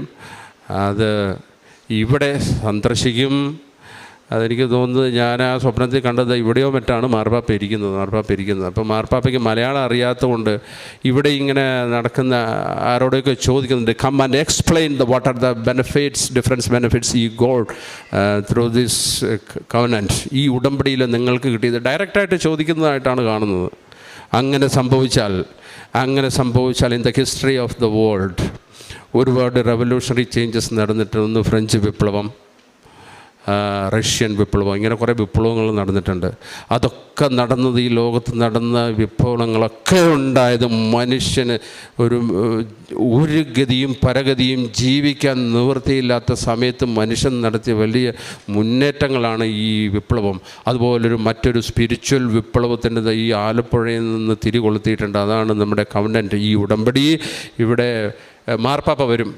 പിന്നെ ബാക്കിയുള്ളതൊക്കെ ഇവിടെ ഇരിക്കുന്ന, ഇത് കേൾക്കുന്ന, ഇത് നിങ്ങൾ അച്ഛന്മാരാരെങ്കിലും യൂട്യൂബിൽ അപ്ലോഡ് ചെയ്യുന്നുണ്ടെങ്കിൽ നിങ്ങളെല്ലാവരും ഇത് അച്ഛനിനി ഒന്നും ചെയ്യാനില്ല, ജോസഫ് അച്ഛൻ ഒന്നും ചെയ്യാനില്ല. ജോസഫ് അച്ഛൻ ഈ ജനങ്ങളുടെ മുഴുവൻ ഇല്ലായ്മ കണ്ട് ചങ്കു പൊട്ടി വിളിച്ച വിളി കേട്ട മാതാവാണ് ഇവിടെ വന്ന് പ്രത്യക്ഷപ്പെട്ടത്. ഇത്രയും തിയോളജി പറയാനുള്ള കഴിവൊന്നും എനിക്കില്ല. ഞാൻ തിയോളജിയൊന്നും പഠിച്ചിട്ടുമില്ല. തിയോളജികളൊക്കെ വളച്ചൊടിക്കുന്നുണ്ട്. ഈ കഴിഞ്ഞ ദിവസം ആരോ ഒരു അച്ഛൻ പറയുന്നത് കേട്ടു, മാതാവേ എന്ന് വിളിക്കുന്നത് മാത്രം സൈത്താനിക്കാന്നാണ് പറയുന്നത്.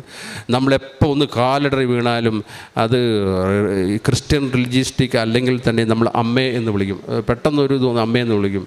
അപ്പോൾ നമ്മളെപ്പോലെയുള്ള സാധാരണക്കാരൻ എപ്പം വിളിക്കാൻ പറ്റുന്ന വിളിയാണ് അമ്മ. അത് സൈത്താനിക്കൊന്നുമല്ല. അത് മാർപ്പാപ്പ ഇവിടെ വരുന്നതോടുകൂടി ഇതിനൊക്കെ ഒരു തീരുമാനമാകും. പിന്നെ നിങ്ങൾ അതിനു വേണ്ടി പ്രാർത്ഥനകൾ ഉണ്ടാക്കണോ, അതിനു വേണ്ടിയിട്ട് എന്താ ചെയ്യണം, ദാറ്റ് ഐ ഡോണ്ട് നോ. എനിക്ക് തോന്നിയ ഒരു കാര്യം ഞാൻ പറഞ്ഞു. ഇതിൽ കൂടുതലൊന്നും എനിക്ക് പറയാനില്ല. മിക്കവാറും ജോസഫ് അച്ഛൻ ഇത് കേട്ട് കഴിഞ്ഞാൽ മിക്കവാറും വൈകുന്നേരം വന്ന് ആ പഞ്ചാബിൽ നിന്ന് വന്ന ആ പുള്ളിക്കാരന് ഭ്രാന്താണ് എന്ന് പറയാനുള്ള സാധ്യതയുണ്ട്. I don't no father. പരിശുദ്ധ അമ്മയുടെ മധ്യസ്ഥ സഹായത്തിൽ പ്രത്യേക ഒരു സാക്ഷ്യത്തിൽ പരിശുദ്ധ അമ്മ നിങ്ങൾ സാക്ഷ്യങ്ങൾ പരിശോധിക്കുമ്പോൾ എല്ലാ വിഷയങ്ങളിലും മാതാവ് ഇടപെടുന്നതായിട്ടുള്ളതാണ്. ഇത് എല്ലാ വിഷയങ്ങളും ഒരുപാട് വിദൂരങ്ങൾ, ഇപ്പോൾ ഇദ്ദേഹം പഞ്ചാബിൽ നിന്ന് ഇപ്പോൾ രണ്ടാമത്തെ സാക്ഷ്യം പറയാനായിട്ടാണ് എത്തിച്ചേർന്നത്. ഒരുപാട് ദൂരത്തു നിന്ന് ഒരുപാട് പേര് ഇവിടെ ഉടമ്പടി എടുക്കാനും വരുന്നുണ്ട്. അതിലും വേഗതയിലും അനുഭവത്തോടെ ഇവിടെ സാക്ഷ്യം പറയാനും ഓരോ ദിവസവും എത്തിച്ചേരുന്നുണ്ട്.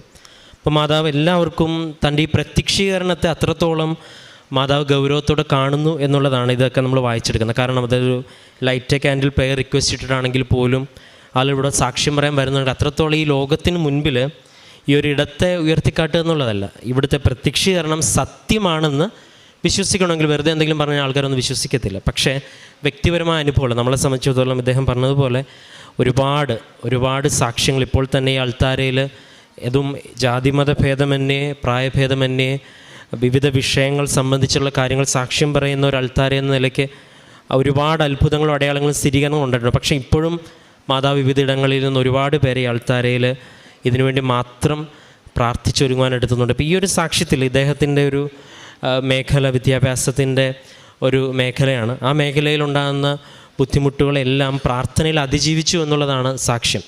രണ്ടാമത്തേത് വ്യക്തിപരമായിട്ട് ഉണ്ടായ ഇഷ്യൂസിനെയൊക്കെ ഫേസ് ചെയ്യുമ്പം അതൊക്കെ ഒരു കുഴപ്പമില്ല, അതിനൊക്കെ അതിജീവിക്കാനായിട്ട് പറ്റുമെന്നുള്ളൊരു ധൈര്യം, ഒരു വെയ്റ്റ്ലെസ്നെസ്സിനെ കുറിച്ച് പറയുന്നുണ്ട്. ഇപ്പോൾ ഒരുപാട് സാക്ഷ്യത്തിൽ കഴിഞ്ഞ ദിവസം ഒരു ഡോക്ടർ പറഞ്ഞ സാക്ഷ്യത്തിലും ഈ രോഗങ്ങളൊക്കെ തന്നോട് പറയുമ്പോഴും അതൊന്നും കുഴപ്പമില്ല, ഇതൊക്കെ എങ്ങനെയും നമ്മൾ റെഡിയാക്കും.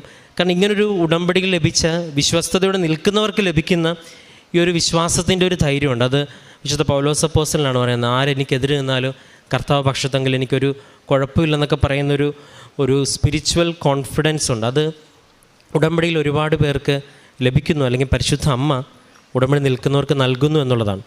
ഏറ്റവും അവസാനം പറഞ്ഞ ദർശനങ്ങളും സ്വപ്നങ്ങളും ഒക്കെ ഒരുപാട് സാക്ഷ്യങ്ങളിൽ പറയുന്നുണ്ട്. ഈ ഒരു ഇടം ലോകത്തിന് മുൻപിൽ ഒരു വലിയ ഒരു ആത്മീയ വിപ്ലവത്തിൻ്റെ ഒരു ഇടമാണെന്നുള്ള കാര്യത്തിൽ ഒരു സംശയവുമില്ല. കാരണം ഓരോ ദിവസവും ഇവിടെ കേൾക്കുന്ന സാക്ഷ്യങ്ങൾ മാത്രം, ഒരു ദിവസം കേൾക്കുന്നത് മാത്രം പരിശോധിച്ചാൽ തന്നെയും നമുക്കത് വ്യക്തമാണ്. അപ്പോൾ ഇനിയും ലോകത്തിൽ പരിശുദ്ധ അമ്മയുടെ ഈ പ്രത്യക്ഷീകരണം ഒരു ചർച്ചാ വിഷയവും ഒരു പ്രാർത്ഥനാ വിഷയവും ഒരു വിശ്വാസത്തിൻ്റെ വലിയൊരു വെളിച്ചവുമായിട്ട് മാറുക തന്നെ ചെയ്യുമെന്നുള്ള കാര്യത്തിൽ ഇപ്പോൾ ഇതിൻ്റെ നിങ്ങൾ പണ്ട് തൊട്ട് ഇപ്പോൾ 4-5 വർഷം അതിന് മുമ്പേയും കൃപാസനത്തിനോട് ചേർന്ന് യാത്ര ചെയ്യുന്ന ഒരുപാട് പേരുണ്ട്. അവരുടെ അനുഭവങ്ങൾ മാത്രം ഒന്ന് ചോദിച്ചു നോക്കിയത്. ഓരോ വർഷവും കഴിയുമ്പം സാക്ഷ്യത്തിൻ്റെ നിലവാരം ഉയരുന്നതും സാക്ഷ്യം പറയുന്നവരുടെ സാക്ഷ്യങ്ങളുടെ ഒരു ആഴം കൂടുന്നതും ഒരുപാട് പ്രായഭേദമന്യേ സാക്ഷ്യം. അപ്പം മാതാവ് എന്തോ ഇതിൽ ലക്ഷ്യം വെച്ചിട്ടുണ്ട്. പരിശുദ്ധ അമ്മ അച്ഛന് പ്രത്യക്ഷപ്പെടുമ്പം മാതാവ് ലക്ഷ്യം വെച്ചത് അച്ഛന് മാത്രമല്ല എന്നുള്ളതിന് തെളിവ് നമ്മൾ ഓരോരുത്തരുമാണ്. നമ്മൾ ഓരോരുത്തരും ഇവിടെ ആയിരിക്കുന്നതിന് പിന്നിൽ മാതാവിൻ്റെ ഒരു ലക്ഷ്യമുണ്ട്. ഇന്നും ഒരുപാട് പേര്. അപ്പം ഇനിയും മാതാവ് എന്തോ ഒരു കൃപാവര പദ്ധതി ഇതിലൂടെ ലക്ഷ്യം വെക്കുന്നുണ്ട്. ഒരുപക്ഷെ നമ്മളിലൂടെയും നമ്മുടെ വിശ്വാസത്തിൻ്റെ സാക്ഷ്യത്തിലൂടെയും അതിന് കൂടുതൽ ശക്തി ആർജിക്കാൻ ഇടവരുത്തരുതെന്ന് പ്രാർത്ഥിക്കുന്നു. നമുക്ക് ഇദ്ദേഹത്തിന് ലഭിച്ച അനുഭവങ്ങൾക്കും സൗഖ്യത്തിനും വിശ്വാസത്തിൻ്റെ ബോധ്യത്തിനും നമുക്ക് കരങ്ങളടിച്ച് ദൈവത്തിൻ്റെ നാമം മഹത്വപ്പെടുത്താം. ഞാൻ സിന്ധു AS കോഴിക്കോട് മെഡിക്കൽ കോളേജിലെ ഇൻസ്റ്റിറ്റ്യൂട്ട് ഓഫ് ചെസ്റ്റ് ഡിസീസസ് അവിടുത്തെ സീനിയർ നേഴ്സിംഗ് ഓഫീസറായിട്ട് വർക്ക് ചെയ്യുകയാണ്.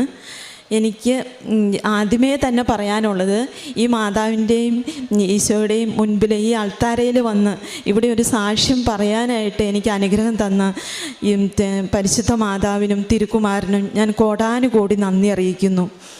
ഈ കഴിഞ്ഞ 2023 ഇപ്പോൾ 2024 ഈ കഴിഞ്ഞ 2023 ഈ സീസണിൽ ഞാൻ ഒരു ആത്മഹത്യയുടെ അറ്റംപ്റ്റ് വരെ ചെയ്ത് അങ്ങനെ ഒരു കണ്ടീഷനിൽ പോയിക്കൊണ്ടിരുന്ന ഒരു വ്യക്തിയായിരുന്നു ഞാൻ. അതിൻ്റെ കാരണം എന്താണെന്ന് ഞാൻ അമ്മയോട് മാതാവിനോട് പറഞ്ഞിട്ടുണ്ട്. അത് മാതാവിനും അറിയാം, എനിക്കും അറിയാം. പക്ഷേ അത് മാതാവ് എൻ്റെ മുമ്പിൽ വന്ന്, സിന്ധു നീ ആത്മഹത്യ ചെയ്യേണ്ട വ്യക്തിയല്ല, നീ ഈ സമൂഹത്തിന് വേണ്ട വ്യക്തിയാണ്, നീ ജീവിതത്തിലേക്ക് തിരിച്ചു വരിക എന്ന് മാതാവ് എനിക്ക് വെളിപ്പെടുത്തി തന്ന് ഇന്ന് ഞാനിവിടെ ഈ മാതാവിൻ്റെ ഈ അൾത്താരയിൽ ഞാൻ നിൽക്കണ്ടെങ്കിൽ അതിന് ഒരേ ഒരു സാക്ഷ്യം എൻ്റെ ഈ മാതാവും തിരുക്കുമാരനും മാത്രമാണ്. അതുകൊണ്ട് ഞാൻ മാതാവിനും തിരുക്കുമാരനും ഒരുപാട് നന്ദി ഞാൻ അറിയിക്കുന്നു.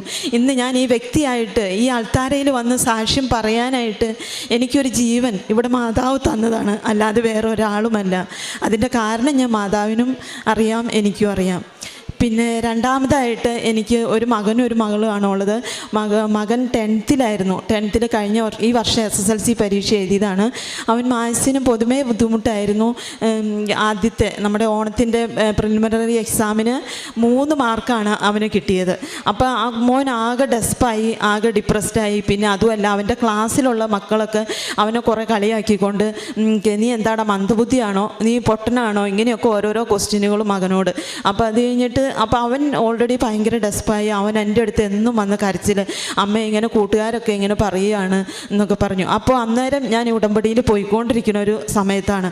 അപ്പോൾ ഞാൻ എൻ്റെ മോനോട് പറഞ്ഞു, കണ്ണുംകുട്ട നീ ഒന്നും കൊണ്ടും വിഷമിക്കണ്ട, മാതാവ് നമ്മുടെ കൂടെയുണ്ട്, എന്നും മാതാവിനോട് പ്രാർത്ഥിക്കുക. പിന്നെ ഞാൻ ഇവിടുന്ന് കിട്ടിയ ആ പിന്നെ തൈലം എല്ലാ ദിവസവും എൻ്റെ മകൻ്റെ നെറ്റത്ത് പൊറ്റിയിട്ടായിരുന്നു സ്കൂളിൽ വിടുന്നത്. അങ്ങനെ ഇങ്ങനെ കഴിഞ്ഞ് പോയിക്കൊണ്ടിരുന്നു. ഈ പബ്ലിക് എക്സാം, SSLC-യുടെ പബ്ലിക് എക്സാം വന്നു. ആ പബ്ലിക് എക്സാം വന്ന സിറ്റുവേഷനും എനിക്ക് കുറേയേറെ പ്രശ്നങ്ങളുള്ള സമയമായിരുന്നു. എൻ്റെ അമ്മയ്ക്ക് സുഖമില്ലാതെ വന്നു. എൻ്റെ ശരിക്കും നേറ്റീവ് പ്ലേസ് എറണാകുളമാണ്. ഞാൻ എറണാകുളത്തേക്ക് പോയ സമയത്താണ് എൻ്റെ മകൻ്റെ മാത്സ് എക്സാം നടക്കുന്നത്. എൻ്റെ മകൻ തന്നെ ആ ക്വാർട്ടേഴ്സിൽ നിന്ന് ആയിട്ടാണ് അവൻ എക്സാം എഴുതുന്നത്. അങ്ങനെ എക്സാം എഴുതി, എക്സാമിൻ്റെ റിസൾട്ട് വന്നു കഴിഞ്ഞ തവണ. എൻ്റെ മകൻ എല്ലാ വിഷയങ്ങൾക്കും, മാത്സ് ഉൾപ്പെടെയുള്ള എല്ലാ വിഷയങ്ങൾക്കും ഫുൾ A+ മാർക്കോട് കൂടിയാണ് എൻ്റെ മകൻ പാസ്സായത്. എൻ്റെ ഈശോയ്ക്കും തിരുകുമാരനും ഒരുപാട് നന്ദി ഞാൻ അറിയിക്കുന്നു. കാരണം എൻ്റെ മകൻ അത്രത്തോളം വിഷമിച്ചിട്ടുണ്ട്. എൻ്റെ അമ്മ, എൻ്റെ കൂട്ടുകാരൊക്കെ എന്നെ ഇങ്ങനെ പറയുകയാണെന്ന് പറഞ്ഞിട്ട്. അന്നൊക്കെ ഞാൻ പറഞ്ഞു, കണ്ണൻകുട്ട നീ ഒന്നും കൊണ്ട് വിഷമിക്കണ്ട, അതൊക്കെ മനുഷ്യരാണ്. പക്ഷേ നമ്മളെ രക്ഷപ്പെടുത്താനായിട്ട് ഒരേ ഒരാളുള്ളൂ, അത് ദൈവം. ആ ദൈവത്തിൽ ഉറച്ചു നിൽക്കുക. കാരണം എൻ്റെ മകൻ തന്നെയാണ് മാത്സ് എക്സാം നടക്കുമ്പോൾ എൻ്റെ ക്വാർട്ടേഴ്സിൽ തന്നെ എൻ്റെ മോനെ ഇട്ടിട്ടാണ് ഞാൻ നാട്ടിൽ, അമ്മയ്ക്ക് വയ്യാതെയായി പോയി. ആ സിറ്റുവേഷനൊക്കെ മറികടന്ന് പക്ഷേ എൻ്റെ മകനും ഇപ്പോൾ ഒരുപാട് വിശ്വാസമായി. മാതാവിൻ്റെയും ഈശോയുടെയും പ്രസൻസ് ഉള്ള ഒരു കോഴിക്കോട് സേവിയോ ദേവഗിരി സ്കൂളിലാണ് എൻ്റെ മകൻ പഠിക്കുന്നത്. ഇപ്പോഴും ആ സ്കൂളിൽ തന്നെ +1-നും അവന് അഡ്മിഷൻ, എൻ്റെ മാതാവിൻ്റെയും ഈശോയുടെയും പ്രസൻസ് ഉള്ള സ്കൂളിൽ തന്നെ അവന് അഡ്മിഷനും കിട്ടി. സന്തോഷകരമായിട്ട് പോകുന്നു. പിന്നെ മൂന്നാമത്തായിട്ടുള്ള കാര്യം എന്ന് വെച്ചാൽ എൻ്റെ ഹോസ്പിറ്റൽ, ഞാനൊരു നേഴ്സിംഗ് ഇൻചാർജാണ്. ഹോസ്പിറ്റലിൽ കുറേയേറെ പ്രശ്നങ്ങൾ നമ്മൾ അഭിമുഖീകരിക്കേണ്ടി വരും. കുറേ പ്രശ്നങ്ങൾ എനിക്ക് അഭിമുഖീകരിക്കേണ്ടി വന്നു. എന്ന് വെച്ചാൽ നമ്മൾ എത്രത്തോളം ചെയ്താലും നമുക്ക് നെഗറ്റിവിറ്റി തന്നെ. പക്ഷേ അന്നേരം ആ സമയങ്ങളിലൊക്കെ എനിക്ക് ഉറപ്പായിട്ട് നീ ഒന്നും കൊണ്ട്, എൻ്റെ കോട്ടിൻ്റെ പോക്കറ്റിൽ ഞാൻ എന്നും കൊന്ത ഇട്ടുകൊണ്ടായിരുന്നു പോകുന്നത്. ആ സമയങ്ങളിൽ എന്ത് സിറ്റുവേഷൻ വന്ന് എന്നെ വിളിച്ചാലും, പക്ഷേ അപ്പം തന്നെ എന്നോട് ഈശോ പറയും, സിന്ധു നീ ധൈര്യമായിട്ട് പോയിക്കോ, ഞാനുണ്ട് നിൻ്റെ കൂടെ, എന്ത് ഇഷ്യൂസ് വന്നാലും നീ പോയിക്കോ. അപ്പോൾ അങ്ങനെയുള്ള സിറ്റുവേഷനിലൊക്കെ എന്ത് പ്രശ്നം നമുക്ക് മറികടക്കേണ്ട വന്നാലും, എനിക്കെതിരെ എന്തോ പ്രശ്നങ്ങൾ വന്നാലും, എല്ലാ പ്രശ്നങ്ങളും ഹോസ്പിറ്റൽ സംബന്ധിച്ചാണെങ്കിലും എൻ്റെ ജോലി സ്ഥലത്തുള്ള പ്രശ്നങ്ങളെല്ലാം ഞാൻ എൻ്റെ ഉടമ്പടി ജീവിതത്തിലൂടെ മാത്രമാണ് ഈ ഓരോ പ്രശ്നങ്ങളെയും സോൾവ് ചെയ്ത് ഇപ്പം മുൻപോട്ട് പോയിക്കൊണ്ടിരിക്കുന്നത്. പിന്നെ ഈ ഇടയ്ക്ക് തന്നെ ഇപ്പോഴും ഞാൻ ഉടമ്പടി ജീവിതത്തിൽ തന്നെയാണ് പോയിക്കൊണ്ടിരിക്കുന്നത്. ഞാനിപ്പോൾ 2003 എനിക്ക് PSC കിട്ടിയതാണ്. ആ സമയം മുതൽ എന്നും ഒരു 15 മിനിറ്റ് എനിക്ക് ക്വാർട്ടേഴ്സിലേക്ക് നടക്കണം. ഡെയിലി നടന്നാണ് ഞാൻ ഡ്യൂട്ടിക്ക് പോയിക്കൊണ്ടിരിക്കുന്നത്. കാരണം എനിക്ക് ഈ ഫിറ്റ്സ് ഉള്ളതുകൊണ്ട് ഡ്രൈവിങ് പറ്റില്ല എന്ന് സാറ് പറഞ്ഞു. അപ്പോൾ അതുകൊണ്ട് ഇത്രയും വർഷങ്ങളായിട്ട് 10-25 വർഷമായി ഡെയിലി നടന്നു പോയിക്കൊണ്ടിരിക്കുന്ന ഒരു വ്യക്തിയാണ് ഞാൻ. അപ്പോൾ ഒരു ദിവസം ഈ കഴിഞ്ഞ ആഴ്ച തന്നെ മെയിൻ റോഡാണ് ഞങ്ങളുടെ കോളേജിൻ്റെ NHM. അതിലൂടെ ഞാൻ റോഡിൻ്റെ സൈഡിലൂടെ നടന്നു പോയിക്കൊണ്ടിരിക്കുന്നത്. പക്ഷേ മുക്കത്തുനിന്ന് വരുന്ന ബസ്സുകൾക്ക് എന്ന് വെച്ചാൽ നല്ല ഓവർ സ്പീഡിലാണ് വരുന്നത്. അതെൻ്റെ കയ്യിലൂടെ ഇങ്ങനെ ഈ വലത്ത് കൈയുടെ സൈഡിലൂടെ ഇങ്ങനെ ഉരസി അങ്ങോട്ട് പോവുക. അപ്പോൾ ബസ് നിർത്തി പെട്ടെന്ന് അവരൊക്കെ ഓടി ഇറങ്ങി, ചേച്ചി എന്താ പറ്റിയെന്ന് ചോദിച്ചുകൊണ്ട്. പക്ഷേ എനിക്ക് എന്താണെന്ന് വെച്ചാൽ അന്നേരവും എൻ്റെ കയ്യിൽ കൊന്തയുണ്ട്. അപ്പോൾ എൻ്റെ കയ്യിൽ എന്തോ ഒരു തണുപ്പ് വന്ന് ഇങ്ങനെ അങ്ങ് പോയി എന്നുള്ളതല്ലാതെ എനിക്ക് എൻ്റെ കൈക്ക് ഒന്നും പറ്റിയിട്ടില്ല. അപ്പോൾ അതൊക്കെയെന്ന് വെച്ചാൽ ശരിക്കും എന്താ പറയുക, പറയാനായിട്ട് വാക്കുകളില്ല അതിൽ. അതൊക്കെ എന്ന് വെച്ചാൽ ഈശോയുടെ ആ കൊന്തയുടെ ഒരു ശക്തി നമ്മുടെ കയ്യിൽ, എൻ്റെ വലത് കയ്യിലാണ് കൊന്ത ഇരിക്കുന്നത്. അത് ഒരു പ്രശ്നവും കൂടാതെ എൻ്റെ കൈക്ക് ഒരു പ്രശ്നവുമില്ല. വീട്ടിൽ ചെന്ന് ഹസ്ബൻഡ് ചോദിച്ചു നിൻ്റെ കൈ നോക്കുന്നു. പക്ഷേ എൻ്റെ കൈക്ക് ഒരു പ്രശ്നവുമില്ല, ഇന്നും പ്രശ്നമില്ല. അന്ന് ആ നടന്ന ദിവസം മുതലും ഒരു പ്രശ്നമില്ലാതെ പൂർണ്ണ ആരോഗ്യത്തോടു കൂടിയാണ് എൻ്റെ കൈ കൊണ്ട് ഞാൻ ഡെയിലി ഡ്യൂട്ടി എടുക്കുന്നത്. പിന്നെ ഈ ആദ്യം തന്നെ ഞാൻ പറഞ്ഞ കാര്യത്തിൽ ഈ കുറേ പ്രശ്നങ്ങൾ വന്നപ്പോൾ ഈ ആത്മഹത്യാ ടെൻഡൻസികളൊക്കെ വന്നിരുന്ന സമയത്ത് എനിക്ക് കുറച്ച് പാടാനൊക്കെ ഉള്ളൊരു കഴിവുണ്ടായി. പക്ഷേ എനിക്ക് ഒന്നിനോടും ഒരു താല്പര്യമില്ല, ജീവിതത്തിൽ ഒരു താല്പര്യമില്ല, പാടാനൊന്നും ഇൻട്രസ്റ്റ് ഇല്ലാതെ ഒരു അവസ്ഥ വന്നു. പക്ഷേ ഈ മാതാവിൻ്റെ ഇവിടെ നിന്ന് കൊണ്ടുപോയ ആ തേൻ ദിവസവും ഞാൻ കഴിക്കുമായിരുന്നു. അങ്ങനെ കഴിച്ച് എൻ്റെ വോയിസിലൊക്കെ ഒരു വ്യത്യാസം വന്നു. അപ്പം ആ വോയിസ് എനിക്ക് മെച്ചപ്പെട്ടു എന്ന് എനിക്ക് തോന്നി. അത് എല്ലാവർക്കും ഇവിടെയുള്ള എല്ലാവരും കൂടി ഒന്ന് ശ്രവിക്കുക വേണ്ടിയാണ് ഞാൻ അതിൻ്റെ ഈശോയുടെ ഒരു 2 വരി സോങ് ഞാനിവിടെ പാടാനായിട്ട് ആഗ്രഹിക്കുന്നുണ്ട്. എല്ലാവരും സഹകരിക്കുക. സ്നേഹമേ ഗീടണമേ എൻ മനം നീറുമ്പോൾ, സ്നേഹിതനായി നീ വരണേ ഏകയാകുമ്പോൾ, ആരും കാണാതെ ഞാൻ കരയുമ്പോൾ, ആരോടും പറയാതെ ഞാനൊരുകുമ്പോൾ, ദൈവമേ ആശ്രയം നീ മാത്രമേ, ദൈവമേ ആശ്രയം നീ മാത്രമേ. എല്ലാവരോടും പറയാനുള്ളത് ദൈവം മാത്രമാണ് നമുക്ക് ആശ്രയം. മനുഷ്യരെ നമ്മൾ ഒരിക്കലും ആശ്രയിക്കരുത്, ദൈവത്തിന് മാത്രം ആശ്രയിക്കുക. പിന്നെ എനിക്ക് കുറേ കാരുണ്യ പ്രവർത്തികൾ എന്ന് വെച്ചാൽ എനിക്ക് എൻ്റെ ഹോസ്പിറ്റലിൽ തന്നെ ഇഷ്ടംപോലെ ചാൻസ് ഉണ്ട്. ഞങ്ങൾക്ക് അവിടെ വരുന്ന പേഷ്യൻസ്, പിന്നെ ഞങ്ങളുടെ അടുത്ത് ലെപ്രസി ഹോസ്പിറ്റലുണ്ട്, അവിടെയൊക്കെ പോയി എനിക്ക് കുറേ കാര്യങ്ങൾ അവർക്ക് ഡ്രസ്സ് വാങ്ങി കൊടുക്കാനും അങ്ങനെയൊക്കെ പറ്റിയിട്ടുണ്ട്. പിന്നെ എൻ്റെ ഹോസ്പിറ്റലിൽ തന്നെ ഡെയിലി 10-11 ഡെസ്റ്റിറ്റ്യൂട്ട് പേഷ്യൻസ് ഞങ്ങളുടെ ഹോസ്പിറ്റലുണ്ട്. പിന്നെ ഈ ഉടമ്പടി ജീവിതത്തിലേക്ക് കടന്നതിന് ശേഷം എത്രത്തോളം ഡെസ്റ്റിറ്റ്യൂട്ട് പേഷ്യൻസിനൊക്കെ കുറേ കാര്യങ്ങൾ എനിക്ക് ചെയ്യാൻ പറ്റി. പണ്ടും ചെയ്യുമായിരുന്നു, പക്ഷേ ഇപ്പോൾ അതിൽ കൂടുതലായിട്ട് ചെയ്യാൻ പറ്റി. പിന്നെ ഉടമ്പടി ജീവിതത്തിൽ വന്ന വ്യത്യാസം എന്താണെന്ന് വെച്ചാൽ ഞാൻ എൻ്റെ ചാരിറ്റി ആൾക്കാരായിട്ട് ആരോട് എൻ്റെ പേഷ്യൻസിന് വേണ്ടി ഞാൻ എന്താവശ്യപ്പെട്ടാലും ഞാൻ സിസ്റ്റർ ചോദിക്കുകയാണോ ഇപ്പം തന്നെ ഞങ്ങൾ കൊണ്ടുതരാം, അങ്ങനെ ഒരു മടിയും കൂടാതെ ഈ ഉടമ്പടി ജീവിതത്തിൽ വന്നതിന് ശേഷമാണ് എനിക്ക് എൻ്റെ ഡെസ്റ്റിറ്റ്യൂട്ട് പേഷ്യൻസിന് വേണ്ടി കുറേയേറെ കാര്യങ്ങൾ ഞാൻ വഴിയും ഞാൻ ബന്ധപ്പെടുന്ന ഈ ചാരിറ്റി ഗ്രൂപ്പായിട്ട് വഴിയും എനിക്ക് കുറേ കാര്യങ്ങൾ ഇപ്പം ഞങ്ങളുടെ ഹോസ്പിറ്റലിൽ ഞങ്ങളുടെ ഡെസ്റ്റിറ്റ്യൂട്ട് പേഷ്യൻസിന് അവർക്ക് വേണ്ട എല്ലാ കാര്യങ്ങളും ഫുഡിനാണെങ്കിലും അവരുടെ അവൈലബിലിറ്റിക്ക് ഒന്നും ഒരു പ്രശ്നമില്ലാതെ മുമ്പോട്ട് പോകാൻ പറ്റുന്നുണ്ട്. ഞാൻ ഹോസ്പിറ്റലിൻ്റെ ഇൻചാർജാണ്, അവിടെയുള്ള പേഷ്യൻസിൻ്റെ മൊത്തത്തിൽ കാര്യങ്ങൾ നോക്കണം. പക്ഷേ ഈ ഉടമ്പടി ജീവിതം ഒരുപാട് എനിക്കൊരു വ്യത്യാസം എൻ്റെ ജീവിതത്തിൽ വരുത്തി. അപ്പോൾ എല്ലാവരോടും പറയാനുള്ളത് ഈശോയിലും മാതാവിലും ജീവിക്കുക, നമുക്ക് പറയാനുള്ള സാക്ഷ്യങ്ങൾ പറയുക. എൻ്റെ ഈശോയ്ക്കും തിരുക്കുമാരനും ഒരുപാട് നന്ദി എൻ്റെ ജീവിതത്തിൽ ഇത്രയും മാറ്റങ്ങൾ വരുത്തി തന്നതിന്. ജോബിൻ്റെ പുസ്തകം 19-ാം അധ്യായം 26-ാം തിരുവചനം ഇപ്രകാരം അരുളി ചെയ്യുന്നു: എൻ്റെ ചർമ്മം അഴുകിയില്ലാതായാലും എൻ്റെ മാംസത്തിൽ നിന്ന് ഞാൻ ദൈവത്തെ കാണും. അവിടുത്തെ ഞാൻ എൻ്റെ പക്ഷത്ത് കാണും, മറ്റാരെയുമല്ല, അവിടുത്തെ തന്നെ എൻ്റെ കണ്ണുകൾ ദർശിക്കും. അതിജീവനത്തിൻ്റെ ഒത്തിരിയേറെ സാക്ഷ്യങ്ങൾ കൃപാസന അൾത്താരയിൽ പങ്കുവയ്ക്കപ്പെടുന്നുണ്ട്. ആത്മഹത്യയുടെ വക്കിൽ നിന്ന് തങ്ങളെങ്ങനെ കൃപാസന അൾത്താരയിൽ പരിശുദ്ധ അമ്മ ജീവനോടെ പ്രത്യക്ഷപ്പെട്ട അൾത്താരയിൽ വന്ന് നിൽക്കുവാൻ യോഗ്യരായി അതിന് സാക്ഷ്യം പറയുവാൻ തങ്ങൾക്ക് എങ്ങനെ സാധിക്കുന്നു എന്ന് തൻ്റെ ജീവിതത്തിൽ തനിക്കുണ്ടായ പ്രശ്നങ്ങളിൽ ഈ മകള് ജീവിതം കൈവിട്ടു പോയ നിമിഷങ്ങൾ ഇപ്പോഴിതൊരു പുനർജന്മമാണെന്നാണ് ഈ മകള് പറഞ്ഞത്. അങ്ങനെ തൻ്റെ ഉടമ്പടിയിലൂടെ എങ്ങനെയാണ് തനിക്ക് ദൈവത്തെ കാണാനും ദൈവത്തെ തേടുവാനും ദൈവത്തെ അനുഭവിക്കുവാനും സാധിച്ചത്. തൻ്റെ മകൻ്റെ കാര്യം പറഞ്ഞു. മാത്സിന് 3 മാർക്ക് കിട്ടിയ കുട്ടി എങ്ങനെ പിന്നീട് ഫുൾ A+ൽ പാസ്സാകുന്നു. ഉടമ്പടി എങ്ങനെ ഈ മകൾക്ക് ധൈര്യം പകരുന്നു, അതാണ് നാം കേട്ടത്. അങ്ങനെ തൻ്റെ ജീവിതത്തിൽ ഈ മകള് ഈശോയ്ക്ക് കൊടുക്കുന്ന സ്ഥാനം, കാരുണ്യ പ്രവർത്തികൾ, പ്രേക്ഷിത പ്രവർത്തനം, തൻ്റെ പ്രൊഫഷൻ തന്നെ എങ്ങനെയാണ് ഇന്ന് കർത്താവിന് വേണ്ടിയിട്ടൊരു ശുശ്രൂഷയായി മാറ്റുന്നത് എന്നുള്ളതാണ്. അങ്ങനെ ജപമാലയൊക്കെ പഠിച്ച് ഇപ്പോൾ ജപമാലയില്ലാതെ ഒരു ദിവസം പോലും ഈ മകള് ജീവിതത്തിൽ പോകുന്നില്ല. തനിക്കൊരു അപകടമുണ്ടാകുമ്പോഴും ജപമാല കയ്യിലുണ്ടായിരുന്നു.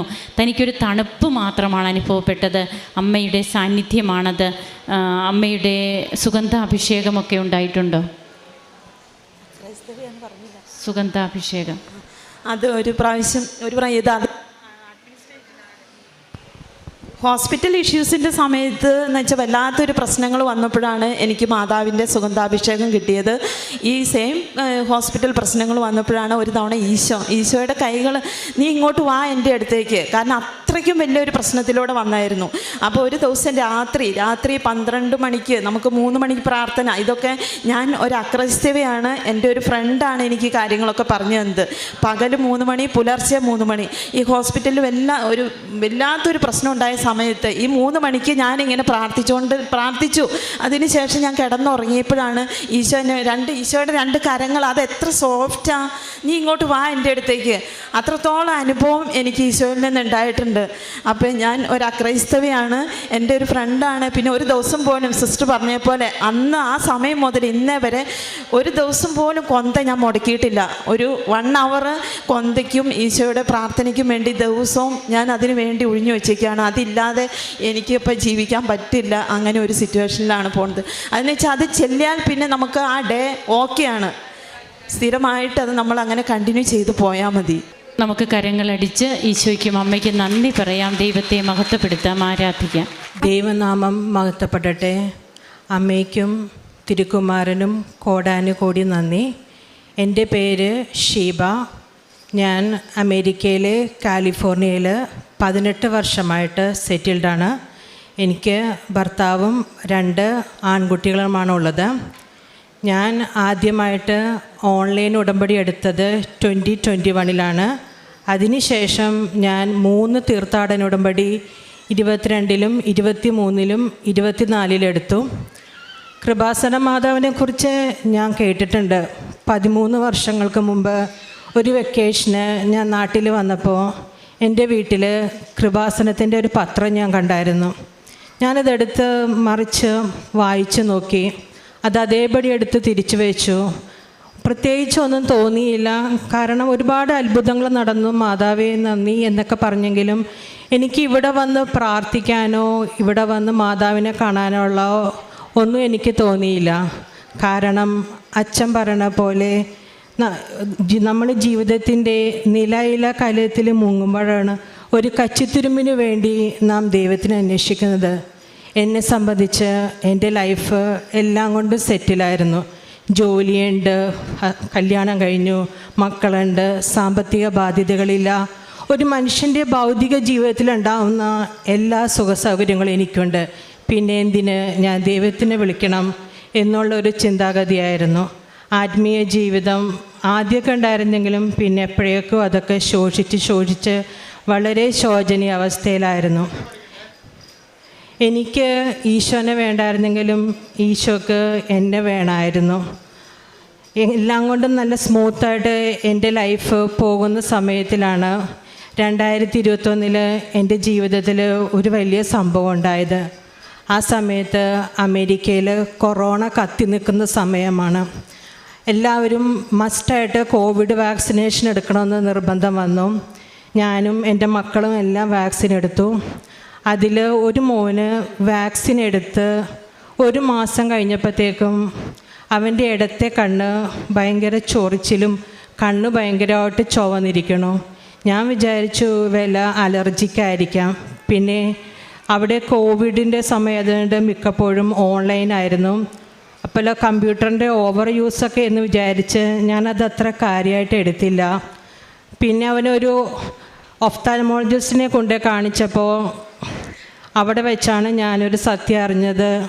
ഒരു പക്ഷേ കോവിഡ് വാക്സിൻ എടുത്തപ്പോൾ അതിലുണ്ടായ എല്ലാവർക്കും ഉണ്ടാവണമെന്നില്ല, വളരെ അപൂർവമായി ചിലർക്ക് ബ്ലഡ് ക്ലോട്ട് ഉണ്ടാവാം. അതുപോലെ എൻ്റെ മോനും ഒരു ബ്ലഡ് ക്ലോട്ട് ഉണ്ടായി. ആ ബ്ലഡ് ക്ലോട്ട് അവൻ്റെ ഇടത്തെ കണ്ണിലെ റെറ്റിനയിലോട്ട് പോകുന്ന വെയിനിൽ ചെന്ന് അവിടത്തുള്ള ബ്ലഡ് സപ്ലൈ മൊത്തം കട്ട് ചെയ്ത് അവൻ്റെ കണ്ണിൻ്റെ കാഴ്ച ഭാഗികമായിട്ട് പോയി. ഞാൻ വിചാരിച്ചു അമേരിക്കൻ സയൻസിലെ എന്തുകൊണ്ട് പേടിക്കണം. അമേരിക്കയിൽ തന്നെയുള്ള ഏറ്റവും വലിയ ഭയങ്കര ഫേമസ് വേൾഡ് റാങ്കിലുള്ള ഏറ്റവും നല്ല ഒരു ഹോസ്പിറ്റലും ഏറ്റവും നല്ല ഒരു ഡോക്ടറിനെയാണ് എൻ്റെ മോനെ കാണിച്ചത്. അവിടുത്തെ ട്രീറ്റ്മെൻറ്റ് കണ്ണിൻ്റെ റെറ്റിനയിൽ നേരിട്ട് നമ്മൾ ഇഞ്ചക്ഷൻ കൊടുക്കണം. അങ്ങനെ കുത്തിയാലാണ് കണ്ണിലുള്ള മാക്യുലർ എഡിമ മാറത്തുള്ളൂ. അങ്ങനെ അവന് 3 വാക്സിൻ എടുത്തു. ആ സമയത്താണ് ഒരു ഡോക്ടർ പറഞ്ഞു, ചിലപ്പോൾ ഇത് ശരിയാകും, ചിലപ്പോൾ ഇത് ശരിയാകത്തില്ല. എല്ലാം കൊണ്ടും ഞാൻ തകർന്നു പോയ സമയത്താണ് ആക്സിഡൻ്റിൽ എൻ്റെ ഒരു കൂട്ടുകാരത്തി, അവൾ അമേരിക്കയിലുള്ളതാണ്, അവളുടെ ഒരു ഓൺ ടെസ്റ്റിമണി അവൾ എനിക്ക് വാട്സപ്പിൽ അയച്ചു തന്നത്. അത് ഞാൻ കേട്ടപ്പോൾ എൻ്റെ മാതാവ് എന്തോ ഒരു അത്ഭുതങ്ങളാണ് ഇവിടെ നടക്കുന്നത്. അതുവരെ കൃപാസനം ഞാൻ കേട്ടിട്ടുണ്ടെങ്കിലും ഇവിടെ വന്ന് പ്രാർത്ഥിക്കാനുള്ള ഒരിതും തോന്നിയിട്ടില്ല. ഇതിൻ്റെ മുമ്പിൽ കൂടി ഞാൻ ഹൗസ് ബോട്ടിങ് ആലപ്പുഴയിൽ പോയിട്ടുണ്ട്. അന്ന് എൻ്റെ അമ്മ പറഞ്ഞത് കൃപാസനം ഒന്ന് തിരിഞ്ഞു നോക്കിയല്ലാണ്ട് ഇവിടെ വന്ന് ഇറങ്ങാനൊന്നും എനിക്ക് തോന്നിയില്ല. ഞാനാണിന്ന് ഫ്ലൈറ്റിന് 4 മണിക്ക് ഇവിടെ ഇറങ്ങിയ 10 മണിയാകുമ്പോൾ ഞാൻ കൃപാസനത്തിലുണ്ട്. ആ അവസ്ഥയിലേക്ക് വരെ എൻ്റെ മാതാവ് എനിക്ക് എന്നെ എത്തിച്ചു തന്നു. അങ്ങനെ അമേരിക്കയിൽ അവനെ കാണിച്ചു. അവൻ്റെ കണ്ണിൽ റെറ്റിനയിൽ ഇഞ്ചക്ഷൻ എടുത്തു. അത് കഴിഞ്ഞ് കണ്ണിൻ്റെ കാഴ്ച ഭാഗികമായിട്ട് തിരിച്ചു കിട്ടി. അപ്പോഴും എനിക്ക് സങ്കടമായിരുന്നു. അമ്മ ഞാൻ ഓൾറെഡി അപ്പോൾ തന്നെ ഓൺലൈനിൽ കൃപാസനത്തിൽ ഉടമ്പടി എടുത്തായിരുന്നു. അപ്പോൾ എനിക്ക് സങ്കടമായിരുന്നു. അമ്മയെ മൊത്തം കാഴ്ച കിട്ടിയില്ലല്ലോ എന്ന് സങ്കടപ്പെട്ടപ്പോൾ ഞാൻ കരഞ്ഞുകൊണ്ട് തന്നെ ഞാൻ ബൈബിൾ എടുത്ത് വായിച്ചു. ഹൃദയം നുറുങ്ങിയവർക്ക് കർത്താവ് സമീപസ്ഥരാണെന്ന് പറഞ്ഞ പോലെ എനിക്ക് കിട്ടിയത് പ്രഭാഷകൻ 39. എൻ്റെ ഒരുപാട് ചോദ്യങ്ങളായിരുന്നു. എന്തുകൊണ്ട് ഇത്രയും പേര് വാക്സിൻ എടുത്തിട്ട് എന്തുകൊണ്ട് എൻ്റെ കൊച്ചിന് മാത്രം കർത്താവ് ഇങ്ങനെ വന്നേന്ന്? എനിക്ക് കിട്ടിയ മറുപടി ഇതായിരുന്നു: കർത്താവിൻ്റെ പ്രവൃത്തികൾ അത്യുത്തമാണ്, എന്തിന് എന്തുകൊണ്ട് എന്ന് ചോദിക്കാൻ പാടില്ല, യഥാകാലം എല്ലാം അതേ സമയത്ത് വെളിവാകുമെന്ന്. പിന്നെ എനിക്ക് ഒരു പരാതിയുമില്ല. പിന്നീട് ഞാൻ അറിഞ്ഞത് ഇതുപോലെ കുറേ സമാനമായ കേസുകൾ വാക്സിൻ എടുത്തിട്ട് കണ്ണിൽ എഡിമ വരുന്നു.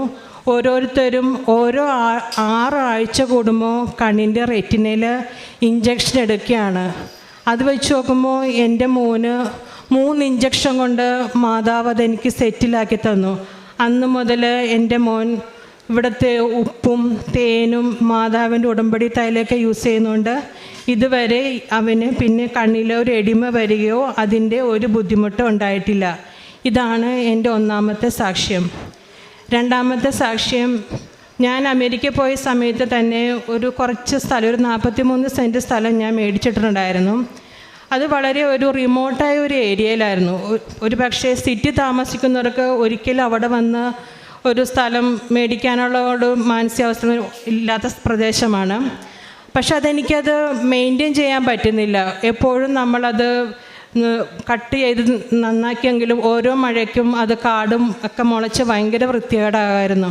മെയിൻ്റനൻസ് ചെയ്യാൻ പറ്റാത്തതുകൊണ്ട് ഞാനത് സ്ഥലം വിൽക്കാമെന്ന് വിചാരിച്ചു.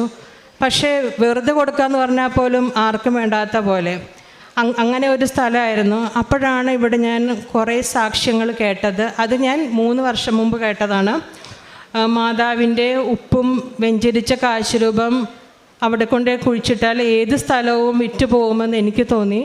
അങ്ങനെ ഞാൻ വിശ്വാസപ്രമാണം ചൊല്ലി ഉപ്പ് വെതറുകയും മാതാവിൻ്റെ കാശുരൂപം അവിടെ വെഞ്ചരിച്ചിടുകയും, അത്ഭുതമെന്ന് പറയട്ടെ, 1 മാസം കൊണ്ട്, എനിക്കറിയില്ല, ബ്രോക്കർമാരുടെ വിളിയാണ്, 1 മാസം കൊണ്ട് എനിക്ക് ആ സ്ഥല കച്ചവടം നന്നായിട്ട് നടത്താൻ കഴിഞ്ഞു. 3 വർഷം കൊണ്ട് ഞാൻ ശ്രമിച്ചിട്ട് നടക്കാത്ത കാര്യം ഇവിടുത്തെ ഉടമ്പടിയിലൂടെ എനിക്കത് നടത്തി കിട്ടി. പിന്നെ 3ാമത്തെ എൻ്റെ സാക്ഷി എന്ന് പറയുന്നത് എൻ്റെ ഭർത്താവിൻ്റെ ഒരു ജോലിയാണ്. അമേരിക്കയിൽ നമുക്ക് കുട്ടികൾ 13 വയസ്സ് വരെ വീട്ടിൽ ഒറ്റയ്ക്ക് നിർത്താൻ പറ്റില്ല. ആരെങ്കിലും ഒരാൾ വീട്ടിലുണ്ടായിരിക്കണം. അപ്പോൾ ഞങ്ങൾ 2 പേരും ജോലിക്കാരായി കഴിഞ്ഞാൽ കുട്ടികളുടെ കാര്യം നടക്കത്തില്ല. അങ്ങനെ എൻ്റെ ഹസ്ബൻഡ് ജോലി വേണ്ടാന്ന് വെച്ച് ഞാൻ നേഴ്സാണ്, ഞാൻ മാത്രമാണ് ജോലിക്ക് പോയിരുന്നേച്ചത്. മക്കൾക്ക് ഒരു 14 വയസ്സായപ്പോൾ വിചാരിച്ചു എന്നാൽ ജോലിക്ക് അപ്ലൈ ചെയ്യാമെന്ന്. പക്ഷേ 12 വർഷത്തെ ഒരു ഗ്യാപ്പുണ്ട്. ഒരു നല്ല ജോലിക്കുള്ള ഒരു ക്വാളിഫിക്കേഷൻസും ഇല്ല. അങ്ങനെ വിചാരിച്ചിങ്ങനെ ഇരിക്കുകയായിരുന്നു. അപ്പോൾ ഞങ്ങളുടെ അടുത്തുള്ളൊരു കൂട്ടുകാരൻ വഴി വെറുതെ ഒരു ഗവൺമെൻറ് ഓഫീസിൽ ഒരു ജോലിക്ക് അപ്ലൈ ചെയ്തായിരുന്നു. വലിയ ജോലിയെന്നല്ല, എന്തെങ്കിലും ഒരു ചെറിയ കുഞ്ഞു ജോലി, ഒരു ഡ്രൈവറോ അല്ലെങ്കിൽ ഒരു ലോണ്ടറിയിലോ അങ്ങനെ എന്തെങ്കിലും ഒരു ചെറിയ ജോലിയാണ് അപ്ലൈ ചെയ്തത്. അപ്പോൾ ഇവിടെ പ്രാർത്ഥിക്കുമ്പോൾ പറയായിരുന്നു ഡേറ്റ് ഇട്ട് പ്രാർത്ഥിക്കണമെന്ന്. ഞാൻ ഉടമ്പടി എടുത്തപ്പോൾ പ്രാർത്ഥിച്ചത് എൻ്റെ അമ്മ മാതാവേ, അമ്മയുടെ പ്രത്യക്ഷീകരണം ഡിസംബർ 7 അതിനു മുമ്പ് എൻ്റെ ഭർത്താവിന് ഒരു ജോലി തരണമേ എന്നായിരുന്നു. കൃത്യം ഡിസംബർ 6 എൻ്റെ വീട്ടിലേക്ക് ഒരു ഇൻ്റർവ്യൂ കാർഡ് വരികയാണ്. എൻ്റെ ഭർത്താവിന് ജോലിക്ക് ഇൻ്റർവ്യൂ ചെയ്തുകൊണ്ട്. ഇൻ്റർവ്യൂക്ക് പോകണ മുമ്പ് ഞാൻ എൻ്റെ ഭർത്താവിൻ്റെ കയ്യിൽ ഇവിടുത്തെ കാശ് രൂപവും വെഞ്ചിരിച്ച ഉപ്പും കൊടുത്തിട്ടാണ് വിട്ടത്. അവിടെ ചെന്നപ്പോൾ ആ സമയത്തും കൊറോണ ഓൾമോസ്റ്റ് ഇങ്ങനെ ഭയങ്കര കത്തി നിൽക്കുന്ന സമയം തന്നെയാണ്. ഒരു ജോലി സാധ്യതയ്ക്കോ പുതിയ ഓപ്പണിങ്ങോ ഒന്നും സാധ്യതയില്ലാതെ എല്ലാം കൊണ്ടും അമേരിക്ക സ്റ്റക്കായിട്ടിരിക്കുന്ന സമയത്താണ് ബോബിക്ക് അവർ ഇൻ്റർവ്യൂവിന് വിളിക്കുന്നത്. ആൾ ചെന്നപ്പോൾ ഇൻ്റർവ്യൂ ബോർഡിൽ ഇരിക്കുന്നവർക്ക് തന്നെ അത്ഭുതം. How come you are here, you applied just 2 months ago. ഇവിടെ 2 വർഷം മുമ്പ് അപ്ലൈ ചെയ്തവരുടെ ഫയൽ കെട്ടിക്കിടക്കുമ്പോൾ എങ്ങനെ 2 മാസം കൊണ്ട് അപ്ലൈ ചെയ്ത നീ എങ്ങനെ ഇവിടെയെന്ന് അവർ ഒന്നും ചോദിക്കാതെ ബോബിനെ അവർ ഹയർ ചെയ്തു. എല്ലാം ഓൾമോസ്റ്റ് 80% പേപ്പർ വർക്ക് എല്ലാം ശരിയായി. ഇനി 20% അവർ ഹയർ ലെവലിലേക്ക് ഫോർവേഡ് ചെയ്യുന്ന അവസ്ഥയിലായിരുന്നു. അങ്ങനെ ആൾ എല്ലാം സെറ്റ് ചെയ്ത് വീട്ടിൽ വന്ന് ഭയങ്കര ഹാപ്പി ആയിരുന്നു. അപ്പോൾ എനിക്ക് വളരെ സന്തോഷമായിരുന്നു. അമ്മ മാതാവേ, എനിക്ക് ജോലി കിട്ടിയതിലുപരി അമ്മ മാതാവ് എൻ്റെ നിയോഗങ്ങൾ എടുക്കുന്നുണ്ടല്ലോ എന്നൊരു സന്തോഷമായിരുന്നു എനിക്ക് വളരെയധികം ഉണ്ടായിരുന്നത് അന്ന് രാത്രി. പക്ഷെ പുള്ളി വിചാരിച്ചു അത് പുള്ളിയുടെ ക്രെഡിറ്റ് അല്ലെങ്കിൽ അതൊരു കോയിൻസിഡൻറ്റ്. ഞാൻ പറഞ്ഞു ഇല്ല, ഞാൻ മാതാവിനോട് വെച്ചൊരു നിയോഗമായിരുന്നു ഡിസംബർ 7 മുമ്പ് ഒരു ജോലി കിട്ടണമെന്ന്. പക്ഷെ പുള്ളിക്ക് അത് ആ സമയത്ത് ഫേസ്ബുക്കിലൊക്കെ കിട്ടുന്ന കൃപാസനത്തിൻ്റെ ട്രോളൊക്കെ പിടിച്ച് പുള്ളി അതിനങ്ങോട്ട് കളിയാക്കി. ഭയങ്കര പുച്ഛമായിരുന്നു. പിന്നെ കൃപാസനം, വാട്ട് ഈസ് സ്റ്റുപ്പിഡിറ്റി എന്നൊക്കെയാണ് പുള്ളി പറഞ്ഞത്. ഒരു പക്ഷേ ലോകത്ത് ഒരു ഭാര്യമാരും പ്രാർത്ഥിച്ചിട്ടുണ്ടാവില്ല. ഞാൻ പറഞ്ഞു, അമ്മേ മാതാവേ, നിന്നോട് ചോദിച്ച് നീ തിരുക്കുമാരനോട് പറഞ്ഞ് മേടിച്ചു കൊടുത്ത ജോലിയാണ്, കൊടുക്കരുത് അമ്മേ എന്നാണ് ഞാൻ പ്രാർത്ഥിച്ചത്. കാരണം അമ്മ മാതാവ് തന്ന ജോലി അമ്മ മാതാവിനെ നിന്ദിച്ചുകൊണ്ട് എൻ്റെ ഭർത്താവ് ആ ജോലിക്ക് പോകണമെന്ന് തന്നെയാണ് ഞാൻ പ്രാർത്ഥിച്ചത്. മാസം 1 കഴിഞ്ഞു, 2 കഴിഞ്ഞു, 3 കഴിഞ്ഞു, 6 അവിടെ നിന്ന് ഒരു വിളിയുമില്ല. ഓൾമോസ്റ്റ് ആളെ ഹയർ ചെയ്ത രീതിയിലാണ് അന്ന് ഇൻ്റർവ്യൂ കഴിഞ്ഞ് ആൾ പോയത്. അപ്പോൾ ആൾക്ക് മനസ്സിലായി ഇത് ശരിയായി, ആൾ ചെയ്തത് ശരിയല്ല. ഞാൻ പറഞ്ഞു, ആരോട് കളിച്ചാലും മാതാവിൻ്റെ അടുത്ത് കളിക്കരുത്. എന്നെങ്കിലും നാട്ടിൽ ചെല്ലുമ്പോൾ മാതാവിൻ്റെ മുമ്പിൽ ചെന്ന് മാതാവിനോട് മാപ്പ് പറയണമെന്ന്. അങ്ങനെ ഞങ്ങളുടെ സ്ഥലക്കച്ചവടം നടന്നതുകൊണ്ട് ആൾ ഒരു 6 മാസം കഴിഞ്ഞപ്പോൾ ഇവിടെ വന്നു. ആരോടും പറയാതെ ആൾ കൃപാസനത്തിൽ വന്നിരുന്നു. ആൾ ഒരു പക്ഷേ മാപ്പ് പറഞ്ഞിരിക്കണം അമ്മയോട്. ആ മാസം തന്നെ അമ്മ ഹോൾഡ് വെച്ചിരുന്ന ആ ജോലി, ഇവൻ അമേരിക്കയിലെ 8 മാസം അവിടെ നിന്നിട്ടും വിളിക്കാത്ത ജോലി, ഇവിടെ വന്ന് ആൾ അമ്മയോട് മാപ്പ് പറഞ്ഞു. വിത്തിൻ 2 days അമേരിക്കയിൽ നിന്ന് അടുത്ത കോള് വരികയാണ് അടുത്ത ഇൻ്റർവ്യൂവിന്. ആകെ ഇതായി. കാരണം അവിടെ നിന്നാലല്ലേ ചെയ്യാൻ പറ്റുള്ളൂ. അവർ പറഞ്ഞു ഇറ്റ്സ് ഓക്കെ, നമുക്ക് ഓൺലൈൻ ഇൻ്റർവ്യൂ നടത്താം. അവരെന്തൊക്കെയോ ചോദിച്ചു, എന്തൊക്കെയോ പറഞ്ഞു. ബോബി സെലക്റ്റഡായി. അങ്ങനെ ഇന്നിപ്പോൾ ആളുടെ ക്വാളിഫിക്കേഷൻ അനുസരിച്ചുള്ള ഒരു ജോലിയെല്ലാം അതുക്ക് മേലെയുള്ള ഒരു ഗവൺമെൻറ് ഓഫീസിലാണ് ആൾ വർക്ക് ചെയ്യുന്നത്. ഒരു പൂ ചോദിച്ചപ്പോൾ ഒരു പൂങ്കാവനമാണ് അമ്മ എനിക്ക് തന്നത്. ഇന്നിപ്പോൾ എന്താ പറയുക, കൃപാസനത്തെക്കുറിച്ച് പുച്ഛിച്ചിരുന്ന ആൾ ഇന്ന് കൃപാസനത്തിൻ്റെ കൊന്തയിട്ട് ജോലിക്ക് പോകുമ്പോൾ ഇവിടുത്തെ അമ്മ മാതാവിൻ്റെ ഉടമ്പടി തൈലം നെറ്റി തൂത്ത് അതാണ് ആളുടെ വെപ്പൺ. ജോലിക്ക് പോകുമ്പോൾ ആൾ പറയും എന്തൊക്കെയോ തടസ്സങ്ങളുണ്ടെങ്കിലും എനിക്കറിയത്തില്ല, എല്ലാം വളരെ നന്നായിട്ട് നടന്നു പോകുന്നു, അതെല്ലാം അമ്മ മാതാവിൻ്റെ അനുഗ്രഹം. ഇപ്പോൾ ആൾ തന്നെ മറ്റുള്ളവരോട് പറയും നിങ്ങൾ കൃപാസനത്തിൽ പോയി ഉടമ്പടി എടുക്കണം കേട്ടോ, അവിടെ പോയ കാര്യങ്ങളൊക്കെ നടക്കുമെന്ന്. പിന്നെ എനിക്ക് പറയാനുള്ളത് എൻ്റെ ആദ്യ ആത്മീയ ജീവിതമാണ്. 42 വയസ്സ്, എനിക്കിപ്പോൾ 45 വയസ്സാണ്. 42 വയസ്സ് വരെ എൻ്റെ ജീവിതത്തിൽ സത്യം പറഞ്ഞാൽ എനിക്ക് മാതാവിനോട് യാതൊരുവിധ ഇഷ്ടമോ സ്നേഹമോ പ്രത്യേകിച്ച് ഒന്നും ഉണ്ടായിട്ടില്ല. കുടുംബ പ്രാർത്ഥനയൊക്കെ ചൊല്ലെങ്കിലും നിർജീവമായ ഒരു പ്രാർത്ഥനയായിരുന്നു. എല്ലാവരും പറയും മാതാവിനോട് പ്രാർത്ഥിക്കാമെന്ന്, പക്ഷെ എനിക്ക് അങ്ങനെയൊന്നും ഉണ്ടായിരുന്നില്ല. പക്ഷേ എന്ന് ഞാൻ കൃപാസനത്തിൽ വന്ന് കാലുകുത്തിയോ അമ്മ മാതാവിനോട് പ്രാർത്ഥിച്ചോ, അതേ പിന്നെ എൻ്റെ ജീവിതത്തിൽ അമ്മയില്ലാത്തൊരു കാര്യമില്ല. പ്രാർത്ഥിക്കാതെ കിടക്കാൻ പറ്റുന്നില്ല. അല്ലെങ്കിൽ എങ്ങനെ പള്ളി പോകാതിരിക്കാം, എങ്ങനെ പ്രാർത്ഥിക്കാതിരിക്കാം എന്ന് ആലോചിച്ചിരുന്ന എനിക്ക് ഒരു ഓഫിൻ്റെ അന്ന് പോലും കുർബാനയ്ക്ക് പോകാതിരിക്കാനോ ഒന്നും എനിക്ക് പറ്റുന്നില്ല. എന്നും ബൈബിളിൽ എന്നും ഞാൻ വായിക്കുന്നത് സങ്കീർത്തനം 91 വളരെ സേഫ് സാധനമാണ്. ഗോഡ് ഈസ് മൈ പ്രൊട്ടക്ടർ എന്ന് അത് മാത്രം വായിച്ചിരുന്ന് ഇന്ന് ഞാൻ 3 വർഷം കൊണ്ട് 5 പ്രാവശ്യം ബൈബിൾ വായിക്കാൻ എനിക്ക് സാധിച്ചത് ഈ പരിശുദ്ധ പുണ്യസ്ഥലത്ത് വന്നതുകൊണ്ടാണ്. ഇത്ര അനുഗ്രഹം എനിക്ക് തന്ന അമ്മ മാതാവിനും ഈശോയ്ക്കും കോടാനുകോടി നന്ദി. പരിശുദ്ധ അമ്മ മാതാവിൻ്റെ മധ്യസ്ഥ സഹായത്താൽ വളരെ വ്യക്തമായിട്ട് സാക്ഷ്യം പറയുവാനായിട്ട് ദൈവം അനുവദിച്ചു എന്നുള്ളതാണ്. അതിൽ ക്ലാരിറ്റിയോടുകൂടി അത് പറഞ്ഞിട്ടുണ്ട്. അതിൽ ഇങ്ങോട്ട് വരാനിടവന്ന സാഹചര്യവും വിശ്വാസത്തിലുണ്ടായ കമ്മ്യൂണിക്കേഷനും എല്ലാം വ്യക്തമായിട്ട് പറയുന്നുണ്ട്. അപ്പം ഈ ഒരു ആലയത്തിലേക്ക് ഒരു പ്രത്യേക അച്ഛൻ എപ്പോഴും, ബഹുമാനപ്പെട്ട ജോസഫ് അച്ഛൻ എപ്പോഴും ഓർമ്മപ്പെടുത്താറുണ്ട്, ഇതൊരു ദൈവവിളിയുടെ ഒരു മാറ്ററും കൂടെ ഉണ്ട്. എല്ലാവർക്കും അൾത്താരയോട് ചേർന്ന് നിൽക്കാൻ തോന്നത്തില്ലെന്ന് പറയുന്ന പോലെ പരിശുദ്ധമ്മയുടെ പ്രത്യക്ഷീകരണം ഒരു പ്രത്യേക ഒരു വിളിയാണ്. ജീവിതത്തിൽ എല്ലാവർക്കും ബുദ്ധിമുട്ടുണ്ടാകുമ്പോൾ നമ്മൾ മാത്രം എന്തുകൊണ്ട് അത് ഇവിടെ ആയിരിക്കും എന്നുള്ള ചോദ്യത്തിന് പരിശുദ്ധ അമ്മയാണ് സാക്ഷ്യത്തിലൂടെ ഉത്തരം നൽകുന്നത്. ഇപ്പോൾ ഇവിടെ പലപ്പോഴായിട്ട് ഇതിൻ്റെ വാതിക്കലൂടെ പലപ്പോഴും ഒരുപാട് കാര്യങ്ങൾക്ക് വേണ്ടി ഇവിടെ വന്നിട്ടുണ്ടെങ്കിലും ഇങ്ങോട്ട് തിരിച്ചു വരാനായിട്ട് അങ്ങനെ പ്രത്യേക ഒരു ഭക്തിയോ സ്നേഹമോ ഒന്നും തോന്നിയിരുന്നില്ല. പിന്നീട് ജീവിതത്തിൻ്റെ ഒരു സാഹചര്യത്തിൽ അമ്മ തന്നെ ഇവിടെ എത്തിച്ചു എന്നുള്ളതാണ് സാക്ഷ്യത്തിൻ്റെ. അതിന് വ്യക്തമായ കാരണങ്ങളുണ്ട്. എപ്പോഴും നമുക്കൊരു ബുദ്ധിമുട്ടും ഒരു പ്രതിസന്ധിയും വരുമ്പോഴാണല്ലോ നമ്മൾ ഏർപ്പെടുത്തിച്ച പ്രാർത്ഥനയുടെ ശക്തിയിലേക്ക് നമ്മൾ കടന്നു വരുന്നത്. പക്ഷേ ഇപ്പം സാധാരണ ഒരു ബുദ്ധിമുട്ടുണ്ടാകുമ്പോൾ സംഭവിക്കുന്ന ഒരു ആത്മീയമായിട്ടുള്ളൊരു വർക്കൗട്ട് പ്ലാൻ അല്ല ഇവിടെ നടക്കുന്നത്. അത് നിങ്ങൾക്ക് മനസ്സിലാവും. അതെങ്ങനെ മനസ്സിലാവുമെന്ന് വെച്ചാൽ, നമുക്ക് ജീവിതത്തിൽ അത് എവിടെയാണെങ്കിലും ഒരു ബുദ്ധിമുട്ടുണ്ടാകുമ്പോൾ നമ്മളെല്ലാവരും മുട്ടുമടക്കി പ്രാർത്ഥിക്കും. ബുദ്ധിമുട്ട് കഴിയുമ്പോൾ അതിനൊക്കെ മുട്ടുന്ന മേലെ എഴുന്നേറ്റ് കാര്യം മറന്ന് ജീവിക്കുകയും ചെയ്യും. ഇതൊരു മനുഷ്യൻ്റെ നേച്ചറാണെന്നുള്ള കാര്യം കർത്താവിന് വ്യക്തമായിട്ടറിയാം. പക്ഷേ ഉടമ്പടിയിൽ എടുത്തവരുടെ ജീവിതത്തിൽ സംഭവിക്കുന്നത് അതാണ്. ഉടമ്പടിയിൽ നടക്കുന്നൊരു അത്ഭുതം എന്ന് പറയാം. നമുക്ക് എല്ലാവർക്കും ബുദ്ധിമുട്ടുണ്ടാകുമ്പോൾ എല്ലാവരും ദൈവത്തെ വിളിക്കും, ദൈവത്തെ വിളിക്കാത്തവർ പോലും വിളിക്കും. അതിൽ ഒരു സ്വാഭാവികതയാണ്. കാരണം നമ്മുടെ കയ്യിൽ ഇത് ഒതുങ്ങത്തില്ലെന്ന് തോന്നുമ്പോഴാണല്ലോ ഇതിന് മുകളിലൊരു എല്ലാം ഒതുക്കാൻ സാധിക്കുന്ന ഒരു ദൈവത്തിൻ്റെ ഒരു സാന്നിധ്യത്തിനെ കുറിച്ച് എല്ലാ മതത്തിലുള്ളവരും ഒരു പക്ഷേ ധ്യാനിക്കുന്നു. പക്ഷെ ഉടമ്പടിയിൽ സംഭവിക്കുന്നത് പിന്നീടുള്ള ജീവിതം, ഈ ഒരു അനുഭവം കിട്ടിയതിന് ശേഷം അവരിതിൽ നിലനിൽക്കുവാനായിട്ടുള്ളൊരു അഭിഷേകം ഉടമ്പടിക്ക് നൽകുന്നത്. അതുകൊണ്ടാണ് ഈ ഉടമ്പടി പുതുക്കുന്നതിൻ്റെ പ്രാധാന്യത്തിനെക്കുറിച്ച് അച്ഛൻ എപ്പോഴും പറയും.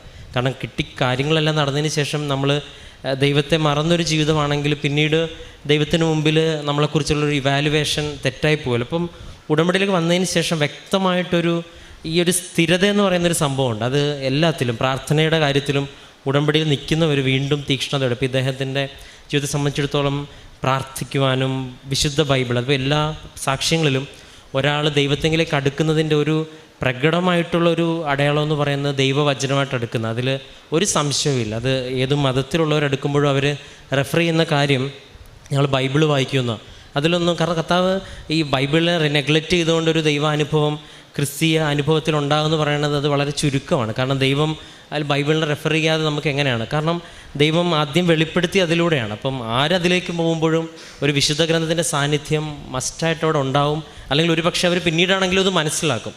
അത് വിശ്വാസം നിൽക്കുന്ന നമുക്കത് പ്രകടമാണ്. അപ്പം അതൊരു 2-3 വർഷക്കാലയളവിൽ, ഇത്രയും വർഷം ജീവിച്ചത് ഉടമ്പടി എടുത്ത വർഷക്കണക്കാണ് പറയണത്. ഈ ലാസ്റ്റ് 3 ഇയറിനുള്ളിൽ 3, 4, 5 പ്രാവശ്യം വിശുദ്ധ ഗ്രന്ഥം വായിക്കാനായിട്ടുള്ള അഭിഷേകം കിട്ടിയെന്നുള്ളതാണ്. മറ്റ് കഥാപുസ്തകം പോലെ അല്ല. നിങ്ങൾ വായിക്കുന്നവർക്കറിയാം, ഒരു അഭിഷേകമില്ലെങ്കിൽ നമുക്ക് മുന്നോട്ട് പോകാൻ പറ്റത്തില്ല. ഒരു 10 സെൻറ്റൻസിനപ്പുറം കൃപയോടെ വായിക്കാൻ പറ്റത്തില്ല. ഏറ്റവും അവസാനം ജീവിത പങ്കാളിയുടെയും വ്യക്തമായിട്ടുള്ള സാക്ഷ്യമുണ്ട്. അത് വ്യക്തമായിട്ടത് പറഞ്ഞിട്ടുണ്ട്. ഒരു ജോലി ലഭിക്കുവാനായിട്ട് മെറിറ്റ് ഇല്ലാഞ്ഞിട്ടും ജോലി ലഭിക്കാനായിട്ട് ആ സമയത്ത് അങ്ങും വർഷങ്ങളോളം അപേക്ഷിച്ചവർക്ക് ലഭിക്കാതിരുന്ന സമയത്ത് പോലും പ്രാർത്ഥിച്ച് കിട്ടിയ അനുഭവത്തെ ഒരു പക്ഷേ ഒരു അല്പസമയത്തേക്ക് നമുക്ക് കിട്ടിക്കഴിയുമ്പോൾ അത് ഇതിപ്പോൾ എൻ്റെ കഴിവിൽ കിട്ടിയതാണ് നമുക്ക് തോന്നും. അതുകൊണ്ടാണ് അച്ഛൻ എപ്പോഴും പറയുന്ന, ഉടമ്പടിയിൽ നിയോഗം എഴുതുമ്പോൾ നിങ്ങളുടെ കഴിവിനുള്ളത് എഴുതരുത്. നടന്നു കഴിയുമ്പോൾ നമ്മൾ തനി സ്വഭാവം പറയും, അതെൻ്റെ കഴിവാണ്, അല്ലെങ്കിൽ എൻ്റെ മോനത് കിട്ടിയില്ലെങ്കിൽ അത്ഭുതമുള്ളൂ നമ്മൾ ചിന്തിക്കും. അതിന് മുകളിലുള്ളത് എഴുതണമെന്ന് പറയുന്നതിൻ്റെ ഒരു ബേസിക് സൈക്കോളജി എന്ന് പറയുന്നത് ഇതാണ്. കാരണം ഇത് നടന്നതിന് ശേഷവും ദൈവത്തിൻ്റെ തിരുമുമ്പിൽ വിനയത്തോടും എളിമയോടെ വന്ന് നിൽക്കണമെങ്കിൽ ആ അനുഭവം അങ്ങനെ ഒരു പക്ഷേ ജീവിത പങ്കാളിക്ക് അങ്ങനെ ഒരു അനുഭവം പിന്നീട് പ്രാർത്ഥനയിൽ ലഭിക്കുന്നുണ്ട്. അദ്ദേഹം ഇവിടെ വന്ന് പരിശുദ്ധ അമ്മയോട് അല്ലെങ്കിൽ എങ്ങനെയാണോ ആദ്യം തള്ളിപ്പറഞ്ഞതിനെ തന്നെ ആ തള്ളിപ്പറഞ്ഞ അല്ലെങ്കിൽ ഒരു പക്ഷേ നാവ് കൊണ്ട് തന്നെ ദൈവത്തെ സ്തുതിക്കേണ്ടി വരുന്ന ഒരു അനുഭവത്തിലേക്ക് എത്തിച്ചേരുവാനായിട്ട് ഇദ്ദേഹത്തിൻ്റെ പ്രാർത്ഥന നടന്നു എന്നുള്ളത്. ഇന്ന് അദ്ദേഹം ഒരു പരിശുദ്ധ അമ്മയുടെ കരം പിടിച്ചു. അപ്പോൾ ഇങ്ങനെ ഒരു വിശ്വാസത്തിലൊരു വ്യക്തമായിട്ടൊരു കമ്മ്യൂണിക്കേഷൻ നടക്കുന്നുണ്ട്. അത് വ്യക്തമായിട്ട് ഈ വ്യക്തികൾ അനുഭവിക്കുന്നുണ്ട്. അതുകൊണ്ടാണ് ഇപ്പോൾ ഏറ്റവും അവസാനം പറഞ്ഞു പണ്ട് ഇതിൻ്റെ വാതിക്കൽ കൂടെ പിക്നിക്കിന് പോയപ്പോൾ പോലും കയറാഞ്ഞൊരു സ്ഥലത്ത് ഇന്ന് രാവിലെ ഫ്ലൈറ്റ് ഇറങ്ങിയ 4 മണിക്ക് ഇറങ്ങിയ 10 മണിക്ക് ഇവിടെ ഉണ്ടാവുമെന്ന് പറയുന്നതിൻ്റെ ആ ദൈവ അനുഭവത്തിൻ്റെ പ്രയോറിറ്റിയിൽ മാറ്റം ഉണ്ടാകുന്നില്ല. ഇതിപ്പോൾ ഇദ്ദേഹം മാത്രമല്ല, ഒരുപാട് പേരുടെ സാക്ഷ്യങ്ങൾ ഇവിടെയാണ് അവർ ആദ്യം എത്തുന്നത്. കാരണം അത്രത്തോളം അമ്മ ഇവിടെ ജീവിക്കുന്നുണ്ടെന്നുള്ള കാര്യം ആര് വിശ്വസിച്ചില്ലെങ്കിലും അവർക്ക് അനുഭവങ്ങളുണ്ട്. ഒരനുഭവമാണല്ലോ ഏറ്റവും വലുത്. പ്രത്യേകിച്ച് ഈ ഒരു വ്യക്തിയുടെ സാക്ഷ്യം ഒരുപാട് പേർക്ക് അനുഗ്രഹമായിട്ട് തീരട്ടെ. ഇപ്പോൾ കേട്ടുകൊണ്ടിരിക്കുന്ന നമുക്കും ഇനി ഭാവിയിൽ കേൾക്കാനിരിക്കുന്നവർക്ക് അഭിഷേകമായി തീരട്ടെ എന്ന് പ്രാർത്ഥിക്കുന്നു. നമുക്ക് കരങ്ങളടിച്ച് ദൈവത്തിൻ്റെ നാമം മഹത്വപ്പെടുത്താം.